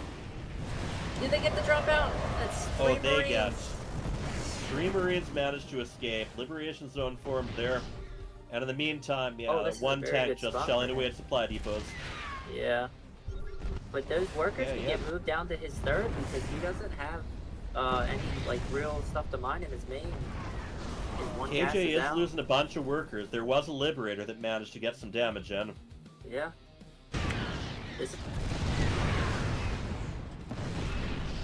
Alright, moving the Thors back into position. Yeah. Very close game, but again, the supply, Frost just seems to be macroing just a little bit better. Yeah, he's going to be able to just keep pumping more units and upgrades out. You see that in the production. KJ has a couple of Liberators in production versus more bases, more Liberators, more upgrades for barracks and for starport. And it may not seem too significant, but losing that gas for KJ is a big deal. Like you need gas when you're going these heavy mech units, and KJ does not have anything coming out of his factories right now. Like it's just missile turrets and 2 CCs, so KJ is definitely falling behind on the macros. And look at, he's got a bit of a counterattack going on the other side of the map. But all these Marines are gonna find it. Yep. And they're on siege. Tanks from one side, Marines from the other. Marines, they target fire and stutter stuff. They can clean up things so quickly. Yeah, as long as they're able to get the damage in before they die. Yeah, that's the advantage of having the bio. Like, mech is great, but the bio is so much more noble. Right, as long as they don't walk right into tank fire. That is the big trick there. Oh, denying that base, get canceled just there. Yep, and this is that mobile Marine squad. And I didn't even realize it. There's another Liberator on top of his gases up there. And yeah, these tanks are unprotected. I think we're going to be seeing the beginning of the end. Yeah, tanks are amazing, but not when they're all by themselves. Yeah. He's in such a good spot, keeping that gas down, able to start targeting the CC. Yeah, all this repairing going on there. Be able to kill and then, he sees, you know what? I can kill these Vikings. Yeah. Yeah, the sword takes a couple of pop shots, but at the same time, he's forcing KJ to divide up his army, having to defend on multiple fronts at once here. Yeah, 100%. Having two armies. That orbital side to side here. Yep, here it goes down. And I think Frost can reposition to the other side of his gold base and slowly push in from that side if he chooses. Exactly. It can be so vulnerable, especially if you take down the rocks. Those infested rocks, of course, died a long time ago. Yeah, he's getting these tanks into a beautiful position. He's finding all these holes in KJ's defense. And he's got all these units where he can put his Liberators here, he can put his siege tanks here, he can put a couple other siege tanks over here. Yeah, and again, just a long, drawn-out death for our KJ Freedom. Yeah, the Marines running into tank fire, not really gonna Well, help you, but they're running in from two sides there. Yeah, when you have this much, right. the tanks aren't gonna kill them. Very well played. At the beginning of that game, we saw the scales in his favor. Okay, here. And Frost pumped up, seeing the fist pump, got the French flag around him. He's ready to go. All right, well done. GG's. That game 2 was super close. Yep. Very well played from both of you. Frost, your macro cycles seem to be well in sync. KJ, you had really good positioning on some of those fights. I was very nervous for Frost when you had that one push after you clean up his army at the top, but he was able to just barely hold on and was able to basically snowball from there. But about me on early game, I think I'm really bad at this moment. When the guy pushed me, I think I was bad, but at that, minutes by minutes, just on my mind, it's like, okay, I can be good, I can make something with my armies. But when I throwing so many times my armies on the right position, it's because on my mind I think I'm really bad, but I don't know. It's the first one to my opponent cheese me like that. 1-1-1 with one base, but my opponent play really good. Yep. Well, it's one of the things about StarCraft. None of us are ever quite as good as we want to be. Even the pros. You can pick apart little mistakes everywhere. But yeah, still, game of attrition. You were able to do some wonderful things there. KJ, of course, keeping you busy early on.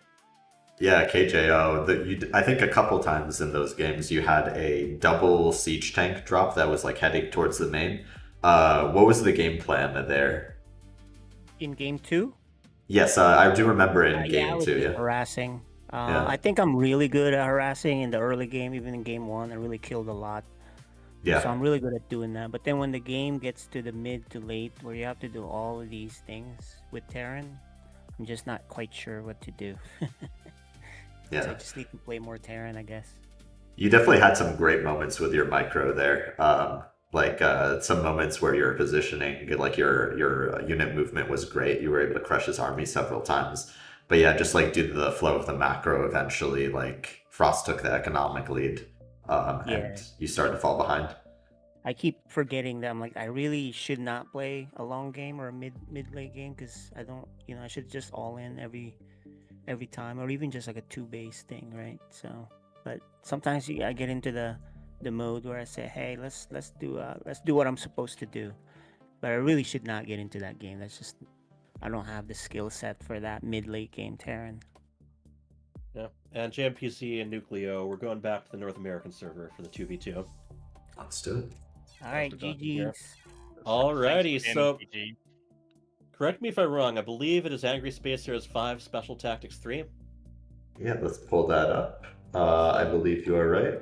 Yep, that is correct. Yes, this is going to be match point. Special Tactics has to win the next 2 maps in order to force an ace match. Correct. Let me see who else we've got here. FSL. GreatArchons. Pacha. Here, I'll just bring them all in. Yeah, Hyper Turtle, go talk to your team, get them pumped. We need this 2-0 for my ace match.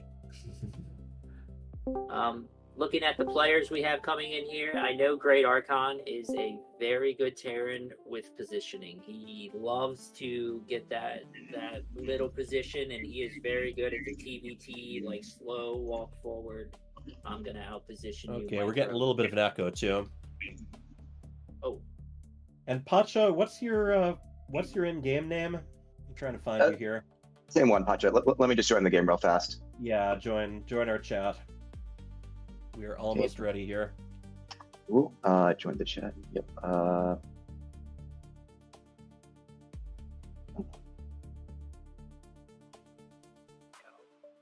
Just join the FSL chat. It makes it easy. All right. You said for the first one, anything but Fields of Death. So I'm going with Rust Bucket. I haven't seen that in a little while. So quick thing about the players here, SCVSir loves to play 2v2s. I know he always plays a lot of 2v2s. Reevou, I don't think I've seen him play a 2v2. I keep running into Reevou on the European ladder. I think we played each other like 4 or 5 times on the European ladder recently. And something like that. Yeah, GreatArchon, I know, is a very methodical Terran. He likes to, get that siege line, slow push forward, very good at positioning. And Pacha definitely, I believe, likes his bio. So I guess we will see how this one goes. SCVSir, how are the eggs going?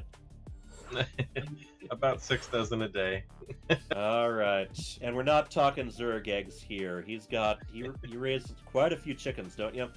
Nice. Yeah, about 150. I just find that, birds it's altogether. interesting. A lot of chickens. We have about 15 ducks now. Oh, lovely. All right. All right. Well, considering you were the only Zerg in this this map, so one thing I never understood about 2v2 is why creep messes with your teammates' buildings, but what do I know? It's because it's slimy. has had Nobody plenty of likes the 2v2 mess. practice. I can vouch for that. Yeah. We just played 2 games as well, so Did a little practice. Yeah, sounds about right. Right, well, let's go ahead and move this on. It's going to be Rust Bucket. And yeah, no pressure, but special tactics. You got to win both these matches if we're going to get to an ace match. Yeah, as a caster, I am completely All unbiased. right, let's do it. But go special tactics. Yeah, well, we want to get as much of this in as possible. Alrighty. Always a fan of that ace match.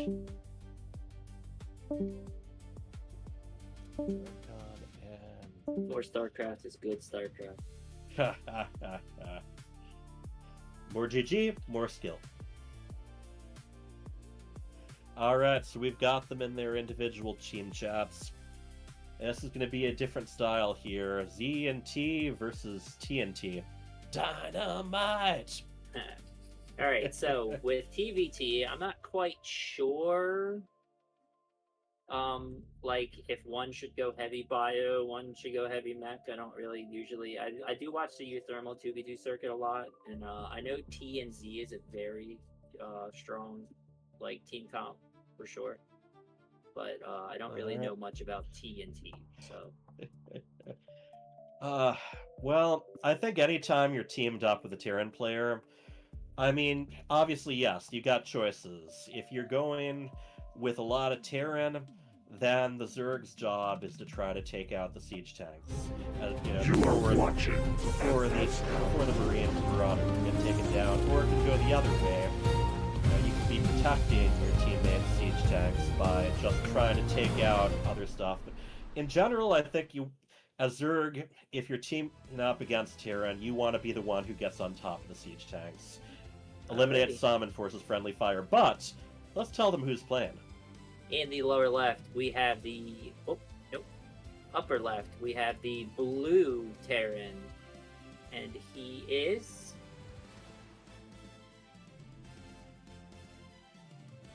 GreatArchon. Piece of me, boy. And his teammates. the purple Terran. Yep. And he is Pacha. and they represent the team of Angry Space Hares. Alright. Now, in the lower right, we have our yellow Terran. He is Reevou. and his teammate, the Zerg in the orange, and even though he plays Zerg, he calls himself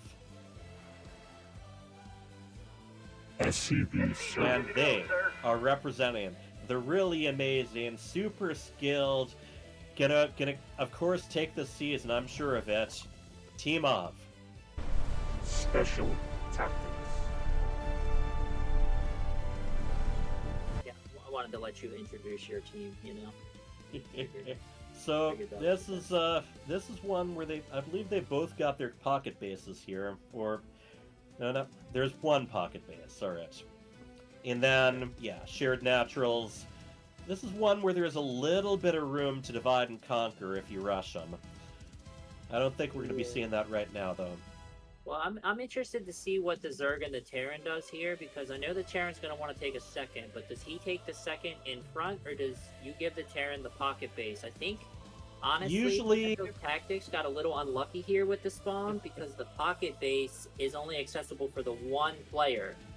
And unfortunately, the Zerg player spawned to top right. If he had spawned basically where Reevou spawned, he would have been able to get the pocket base in a better spot. So to answer the question you were bringing up, in any team game, usually you want the Zergs to be the ones to expand ahead. They want that offense, and they also want to spread creep ahead of everything, where they're not going to, as you said, get in the way of their teammates. But you want to establish that creep highway, especially if your opponent doesn't have a Zerg on their team. You don't have any players other than yourself who can benefit from that creep speed. I'm a little curious why Reevou took the front then. I would have rather seen Reevou take the pocket and leave that base right there for SCVSir, and then he would have been able to connect all his creep. So I'm wondering if they just didn't realize how that pocket base is, because obviously I don't think they picked the map. I think, they said dealer's choice. They didn't actually pick this map. What they said was any map except Fields of Death. So I actually picked this one. So you can blame me. Yeah, so I mean, actually, I think they got lucky with the spawn. I think Reevou should have just taken the pocket base. Yeah, well, it's going to be there for when they need it, regardless of who grabs it. Oh yeah, that'll be for Reevou's third, guaranteed. But SCVSir's third base is going to be farther out in front. It's just going to be a little bit exposed. Yep, always blame the casters. That's what we're here for. Blame the casters. Curse. Blame us for acting like we know everything, even though we have full vision, they don't. And blame us for getting Starport and Stargate mixed up repeatedly. Oh, 100%. Fortunately, not a factor in this one. We didn't. Yeah, the only Protoss game we had was, I believe, was yesterday. That was Parkanian. Yep. Looking at the production tabs here, we got Lor's Cloak Banshees on the way for one of the Terrans. So that's Reevou doing that. Okay. Yeah, it's something you usually expect more against Zerg. Yeah, I was expecting to see one of the other guys, but yeah, GreatArchon with the turret on the way. Pacha does not have any turrets. Yeah, it's Pacha getting the 3 CC quickly. That Cyclone, that Viking, he's got a cloak. He's got a cloak. He doesn't have it yet. Oh, he doesn't. Now he has it. Able to keep his distance just long enough, but Terrans do have a little thing called scan. Reevou, though, because the turrets are not in Pacha's base; they are in GreatArchon's bases, though. And unfortunately for Reevou, he doesn't know this, and yeah, this is going to cause some issues. As far as production goes, these are in-house Psystorm Gaming production tools. So, yeah, KJ does a lot of this. KJ Freedom. But we also brought in some guys who are actually even doing some extra media stuff. We're handling our social media, so we are trying to put forth as professional of a game as we can. Yeah, and back to what I was saying before, there's that third base getting attacked by the Hellions, but luckily they were able to chase it away, so didn't affect them too much. And then also able to take out that Liberator.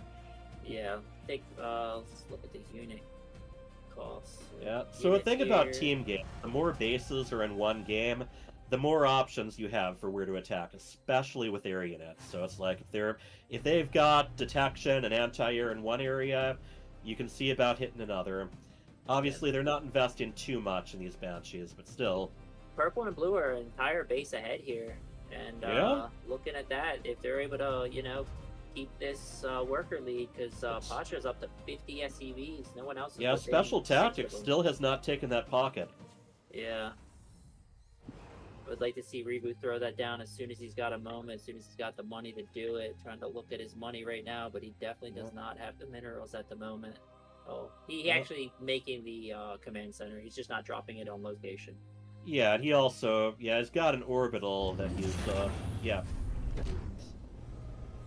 got an orbital ahead, and he is moving another command center into that pocket. Thanks for cheering on SciStorm Well, and FSL. SCVSir continues to expand ahead. And a big thing that honestly I missed out on a lot when I first got into team games, you really want to expand together, so you don't have too many different areas that you have to try to defend. True. Yeah, and you always want to try to attack together as well. You don't want one person to attack. Well, harassing's different. Yeah. But attacking, I mean, sometimes you can go full out to the front of two different areas. It all depends. And I find with Terran, it's especially tricky because you gotta siege and set your liberation zones. It is tricky to jump between different areas if you want to defend them. Yeah. And it looks like GreatArchon's moving out with his army, but he's gonna run into... No, he's gonna miss Reevou's army. Oh, no. Reposition for Reevou. I think he knows this is coming. Oh no, GreatArchon's gonna be able to get into a great spot here if he kills these rocks. But then Reevou will not know. The team of Angry Space Hares are getting everything together outside those destructible rocks. Yeah, and yeah, they're gonna attack right into Reevou here. And Reevou does not know. Oh, he kind of knows. He's seeing the reinforcements. Reevou kind of going on behind. He is killing a bunch of reinforcements already. The reinforcements, but this is going to be very hard for them to hold. Once the tanks siege, it is very hard to push them back, and that is a lot of Stim Marines there. Oh no, Reevou. Okay, not bad defense. Yeah, a little of bit of damage. Banshee harass in the meantime. Why not? Yeah, but they're losing a lot of units here. I do not like this fight for them. It is And yeah, so GreatArchon was able to get into that position. one of those going down. It is so important to try to keep your smaller units outside of the siege tank range. Yeah, and they've been able to pretty much cripple Reevou here, looking at his supply. Oh boy, 66 supply, yes. Yeah, that is not good at all for Reevou sieging on the high ground. He does have interference matrix, opting for dropping some auto turrets down instead. Yeah, the Zerg army needs to run in now. He's only sending in the roaches though. Oh no, Yep, he clicked trying them. to get them inside of the siege tank's minimum range. Okay, they are able to clean it up at Yep. least. Got to clean up both those orbitals. One of them got taken out. He has to put the other back down now. They were able to clean this up, and they did do some damage on the other side of the map, but looking at the worker count, Reevou is going to be the one that's suffering. Yeah. Pacha way ahead of everyone as far as his supply goes. Yeah, he's got 49 Marines. That is a lot. His army supply is more than everyone in the game's combined, it feels like. Okay, here we go. Just setting up a nice position on high ground. Now moving ahead, seeing how much they can done with just a little bit of creep clearing. I mean, if you've got that much supply advantage, you can be more comfortable going on to the creep. Yeah, and without Banes here, it's going to be very hard for them to clean this up. But wait, he might be able to get on top of all three of these tanks. Going That's a straight for very the good tanks. cleanup. Yeah, that's a very good cleanup. But Pacha's Oh, but in the coming around meantime, top side. Pacha going after the other base. Yeah, will he be able to finish his base off? And Reevou coming up with his thin Marines. And That is just a huge arc of those flanks. purple Marines there. Yeah, they cleaned able all to take of out that the siege up. tanks. And this think might that's just be Angry Space here is taking the whole series. Yeah, I don't see a world where they are going to be able to stop this. You only have 2 base Zergs right now, and that is a lot of Marines. Reevou and SCVSir both into the double digits, both in the 70s as far as supply goes. And Angry Space here is in a very comfortable position now. Oh yeah, 187 for Pacha. Yeah, he is just able to macro up. They're up in the upgrades. Oh yeah. Pacha with those 2-2 Marines. I was wondering why that fight looked so one-sided, and yeah, it was definitely the 2-2 Marines. And even though this is likely to decide this, we're still going to be doing the final 2v2 map for both the points and just giving everyone their time. Such a Marine ball. Oh my god, that is a lot of Marines. And yeah, they're going to be able to push up this ramp. Once those Marines get up this ramp, You want a piece of me, boy? Those medevacs are working. Yeah, we got overtime, and first the there's GGs, second the GGs. Angry Space Hares take the series.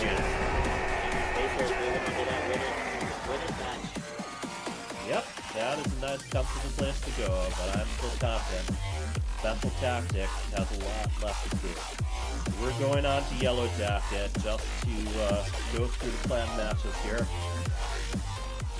Hey, if you learned anything last time, Pulled the Boys got to play the most StarCraft, and they won, so it's not necessarily a bad thing.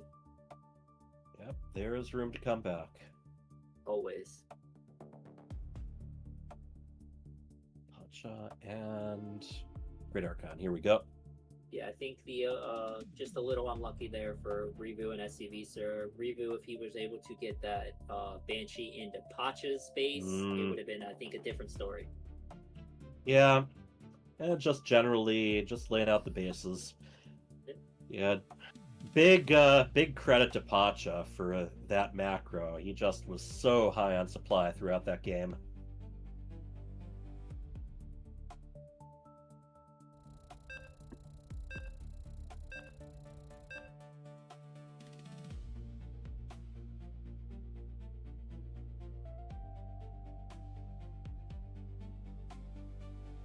All right, good old Yellow Jacket, and this one, the pocket base being a bit more straightforward. You still got to decide who takes it. Yeah, 100%. Did we intend to go to Yellow Jacket? Because this is Undercurrent. Oh, here. Lovely. Well, Undercurrent. You are watching FSL. Yeah, sorry about that. It don't matter. Anyways, in the bottom left, we have the blue Terran in this game. Everyone likes to change colors on me. He is Reevou. And his teammate, the best color, the pink Zerg, and he is SCVSir. representing the team of Special Tactics. All right. Their opponents. First of all, the Terran in the red. He is GreatArchon. Piece of me, boy. and his teammate, also Terran, choosing the bright orange. He is Pacha. They're ahead one map, and their team is Angry Space Hares.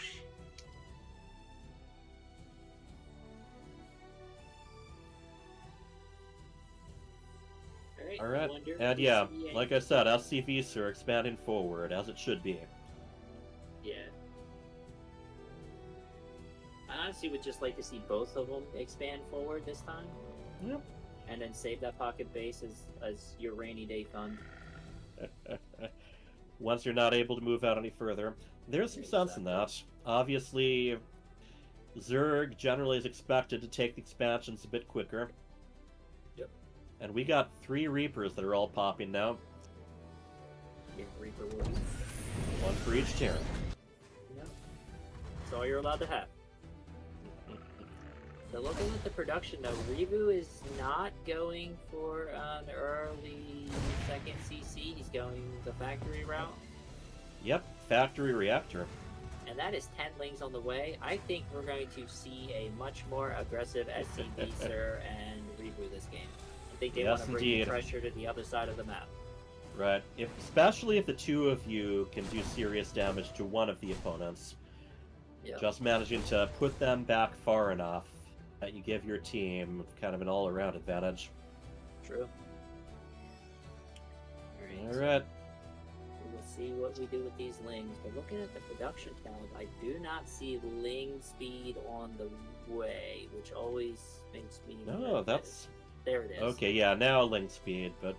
Yeah, there are already some Hellions in production. I believe one of them is already out.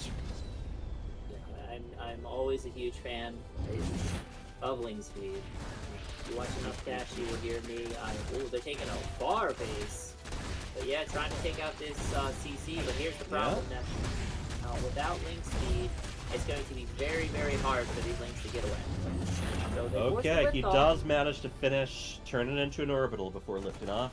Yeah. And there goes the surround. Oh, they get the Reaper too. Double surround. Oh, they're going to be able to clean up an SCV over here too. Yeah. I'd like to see these armies a little closer together, but regardless, they're going to lift off here, or I don't know. Let's see what these Hellions have to say about it. They managed to get them all in a row. That's a roast. But they were able to clean up some units here. Forcing the one lift off for sure, definitely beneficial. Right, and that GreatArchon's orbital still hasn't landed again. Yeah. Oh, does kind of throw away an extra Hellion though. Nope, no, it's escaping. Looking at the units here, pretty even on the worker count. I do think Special Tactics got the better of that, especially with that third base up for SCV. So they're not going to know that. Liberator. And JMPZ, you're coming in a little bit quietly. Oh, there we go with that randomness again. Yeah. I love watching Liberators against units that can move, because it can be done. It's a lot of circle here. Nope, circle here, circle here. Yeah. It's a lot of links for SCVSir. I think they were planning to be aggressive here. Reevou with the proxy. Yes, indeed. Again, going with Cloaked Banshees, although a bit later in the game now. Here come the links. They do Alright, it's all about the very surround good here. surround. Yeah, that's going to be all dead Hellions. I really like that from SCVSir. Oh yeah, doing a great job.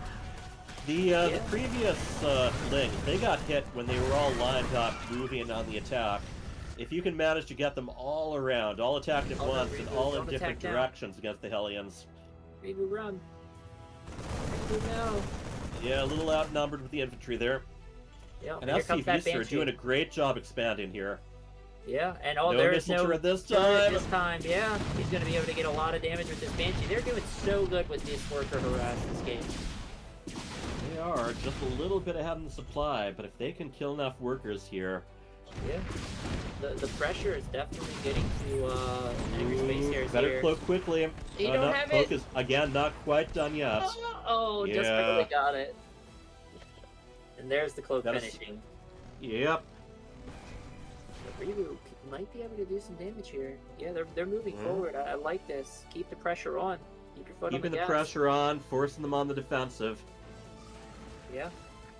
If they can get sieged up outside of GreatArchon's natural here, they're in really good shape. Yeah, GreatArchon's natural, the more vulnerable one. Yep, for sure. And yeah, they got all the Lings coming. Get the tank siege. This is going to be a good battle right here. This is, I think, going to be game deciding. And this time the Banshee has cloak. Yep. Oh no! Attack the workers. There we go. Yep. Yeah, that's right. Attack the one that's working on the missile turret. That's even better. Yeah. Ooh, I would really like to see them attack from another front while this Banshee has their attention. There we go. There we go. This is going to be a lot of damage, and yeah, GreatArchon's in a lot of trouble. Yep. Indeed. Yep. Pull back to your teammate. Yeah. There we go. This is very well done for special tactics. Yeah, SCVSir are just doing a great job moving up, surrounding, moving back. He's got 5 bases too. He is loving life as a Zerg player right now. He's spread it got all unlimited across larva. the west side of the map. Yeah, and right now, like, Pacha does have 3 bases, but at the same time, GreatArchon has 1 base, and that is the player you want to shut down if you were special tactics. A little bit more defensible against the Zergs with the tanks and the supply depots there, but with Reevou's tanks, he can just kind of pick away at them. Yeah, and he's got these Banshees that can keep coming in, causing distractions, but with GreatArchon's economy just being destroyed right now. Yeah, to answer the chat, I have definitely seen Stormhost used for team games. I think more effectively in like 3v3 and 4v4, but yeah, they can come into play. These tanks are in trouble. Oh man. Yeah, force back. Banshee also in trouble, but it manages to fly outside of that scan now. He is going to let his opponent know about that proxy. Yeah. Oh, these Marines trying to take out this Liberator. And I mean, honestly, I don't mind that. No, you can trade that out, because GreatArchon's only on 23 SCVs. Alright, Reevou floating his orbital, do another expansion. Such map control right now from the special tactics. Although GreatArchon currently... Yeah, on the other side, GreatArchon supply blocked at the moment. Pacha too, actually. Yeah, Hive on the way. Like, Pacha's got a decent amount of units, but... Oh, no. That's Overlord hunting! Oh, this is a big push. Yeah, they're done with this contain. But that the contain has done the damage. Oh, that's going to be a good shot. Yeah, good tank shots. Alright, yeah, only one of the tanks sieged already. Oh no, this is all going to get cleaned up. They need to play defense now. They're going to have to fall back. Yeah. Baneling Nest only halfway done. Ooh, that's rough. But they do have a decent amount of units here. They just need to be careful. You're in such a lead. They can just keep falling back little by little, force more and more stims out. Yeah. Oh, very good bile. Keep forcing that and then get back to your tanks. Yeah, there we go. Don't run into the liver. Oh no, you ran into your own bile. Oh man. Plenty of friendly fire going on from both sides right now. Just wait. Oh, never mind. We're gonna go. Yeah. Oh, good. Biles. Plunk, plunk. Biles are very good. What comes up must go down. And that includes the Biles. They're making the Ravens again. I wish he would just start making some Vikings so they could take the air superiority, and I think they'd be in a much better shape. Liberators, I mean, Ravens are nice against siege tanks, but... There we go. Very good Biles. Again, that is really limiting their push right now. Just the fact that multiple Biles can go down on one target at a time. Ultralisk Cavern Oh, I is like going that. up for That's a very SCVSir. good choice. Yeah. Mm-hmm. How is his upgrades? Oh, well, he doesn't have any melee upgrades. I would like to see him start getting those upgrades. Pacha taking multiple expansions right now. One of them gets canceled, and the next might be canceled too. Very well done by SCVSir. Yeah. Just No staying expansions active for there. you. Yeah, and GreatArchon's still on 2 bases. And killing some reinforcements here. Yeah. SCVSir busy. Busy, busy. Yeah, busy. this is some excellent team synergy here. Reevou kind of behind as far as supply goes, but together. Oh, there they go. Oh, this is gonna hurt. Yeah, you don't go by yourself. So much there. He does lure some guys into siege tank fire though. Yeah, but it's only 1 siege tank. Oh, You gotta have Target's Banelings not there. right. Roaches just aren't cutting it. Yeah, and Reevou's and losing everything on the backside too. Oh, there's the Okay, there's disabled. those interference matrices. Yeah, but he lost all of the units. I mean, those tanks are wonderful to pick off because their opponents don't have as much supply, just don't have the economy going for them. But they got to do something about this Yeah, push. still on 2 Five Ultralisk in Here we go. production. Don't fight with these already Ultras yet. out. Oh no. Yeah, I would gonna wait get until this upgrade is finished.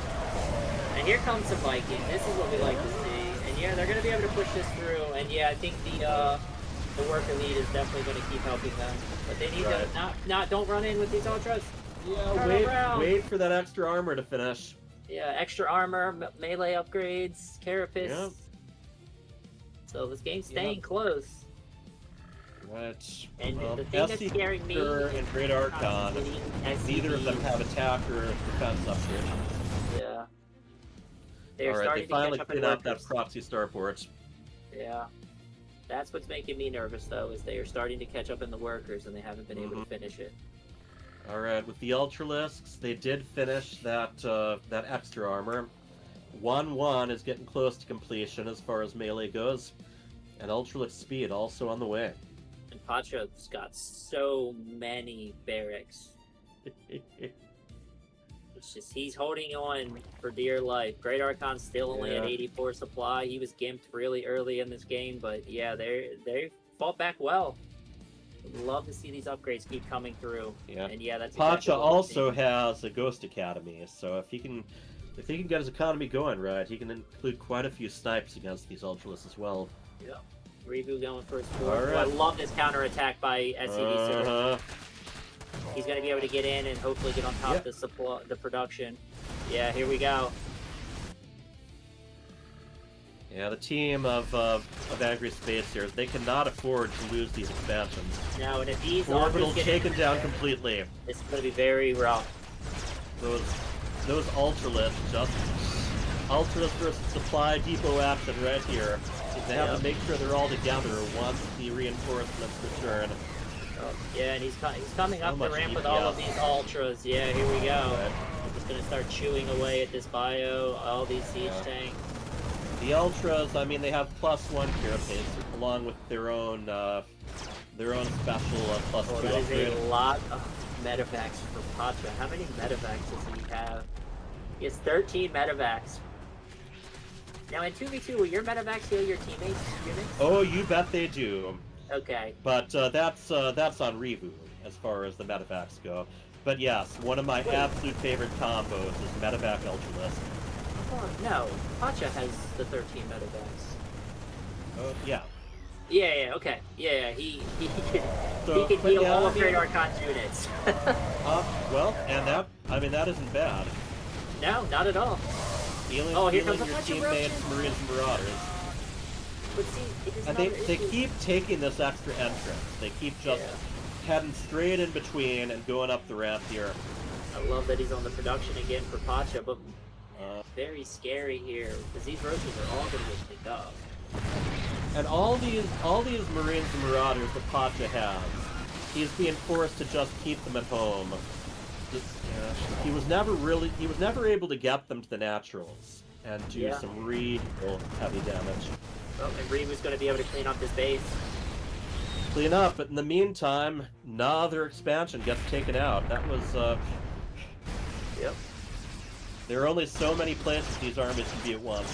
Yeah, I think we're starting to see this greater economy for Reevou and SCVSir just kick in, because they're able to push GreatArchon back to one base, technically two, but the Angry Space Heroes were able to really efficiently push back, but at this point, they can't go on the offense. They have to keep everything at home. Yeah, and Reevou's gonna kill GreatArchon's third base. Denying expansion after expansion. Yeah. And again, Pacha on 3 bases, GreatArchon on 1. They have literally just said, GreatArchon, you're not allowed to play. Pacha lost that massive wall of supply depots. Currently, I mean, more supply blocks than you'd think would be possible. Holy, yeah, 45. He can't make units forever. Nope. And the scary part is he doesn't have, he's starting to make supply depots, he's only got 2 on the way. Here we go, big fight. Yeah. And yeah, this really, is enough. Yeah, no Banelin speed here, but with this, the number of directions he was attacking from. Hey, Pacha's no longer supply block. Yay, Pacha. Alright, we're looking at 70 Let me total just see, supply how against many... 128, 141, so yeah. GreatArchon has no money. He has no minerals, no gas left. They're both running. I mean, Pacha has a lot in the bank because he's supply blocked for so long, but even that's to be spent very quickly.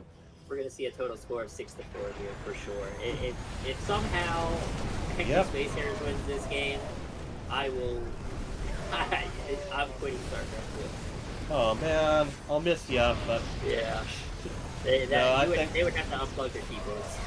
Yeah, I think they're getting the honor victory here. Just inching closer. There we go, GG. Yeah, GG. He had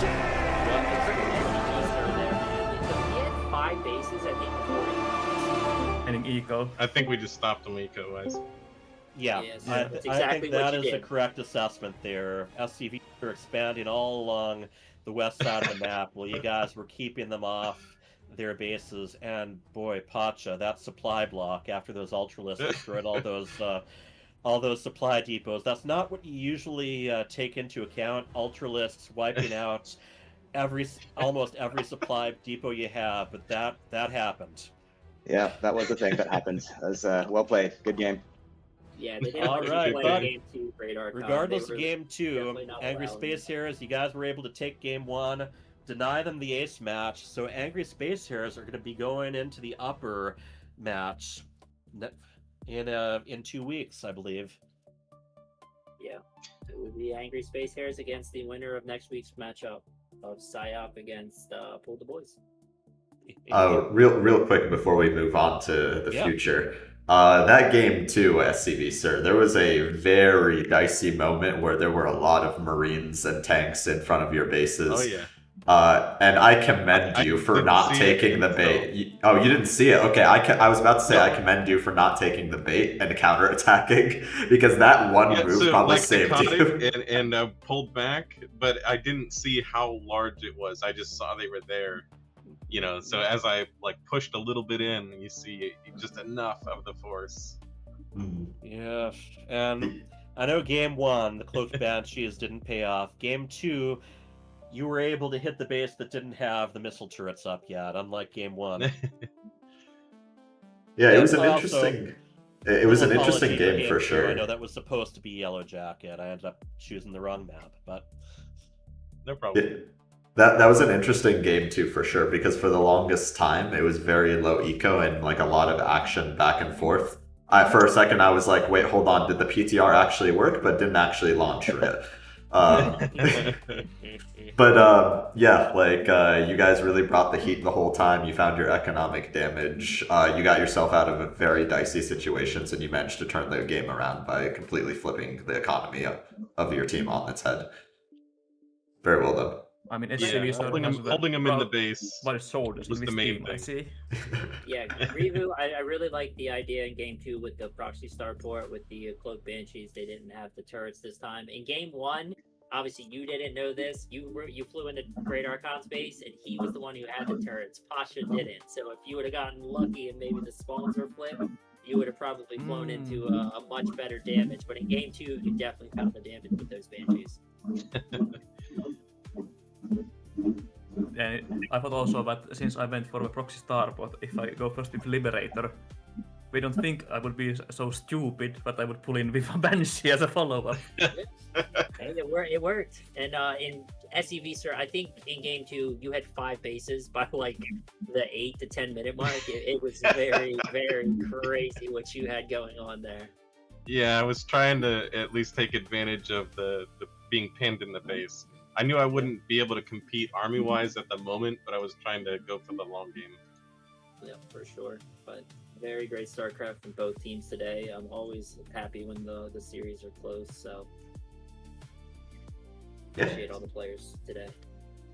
And yeah, congrats again to Angry Spacers for winning the first series.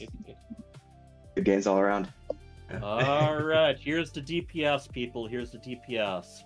See you next week. We are going to be doing a few of the matches Friday night and then moving on to Sunday morning. Thank you. Thank you all. See everyone next week. Thank you. See you. See you. All right. Thank you, Nucleo, for doing production. Yeah, of course. And yeah, I want to thank Hyper Turtle for jumping in at the last minute. It's I didn't know Green Empire would be available, so there was a lot of coordination I had to go. Anyway, see ya. Yeah. That's why you're the man. Yep. They got you. So It's each team has 1 point.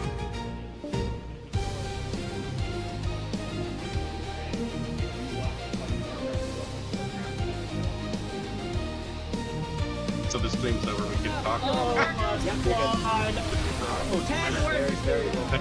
Thanks a lot for the games. They were fun.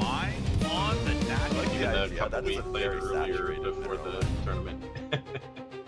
Yeah, we had Oh, but it hits the overlord. Thanks for getting. I'd like to know how close the first one was, because I think when they attacked on your side, with those for the last week. Our armies, I think, were pretty close in value, but because we weren't together, they got to smash the army that we had. He's got his medication on that. Oh, but he gets surrounded. Any question marks? So Oh. DM's his friend. I like it. It's always fun when you play your friend.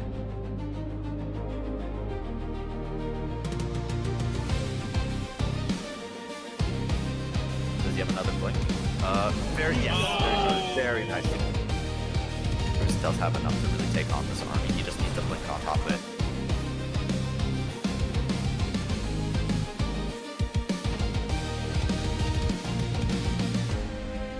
Finish off those cyclones.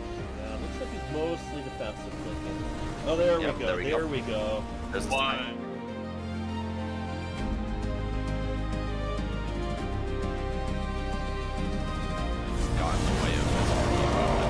Very nice. Kills it. He's gonna be at GG's. Going straight for the workers. Huge economic damage. 24 workers going down.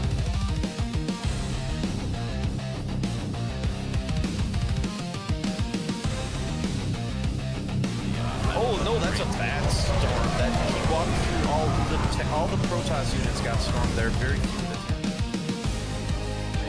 They're going to be taking on the 2-time world champion Sarah.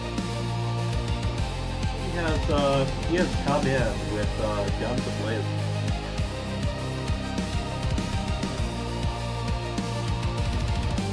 That is currently 30 units. We have the GG.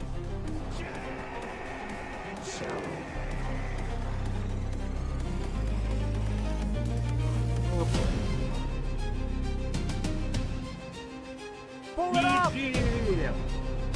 Minnesota Starcraft FSL team manages to get a GG.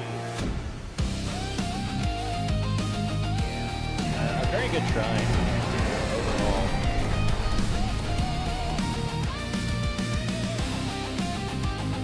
These didn't work. up. Oh, you're not. To a 2-0 victory over GG Izzy. GG's call. Multiply their. G. We have the GG. Alright, great.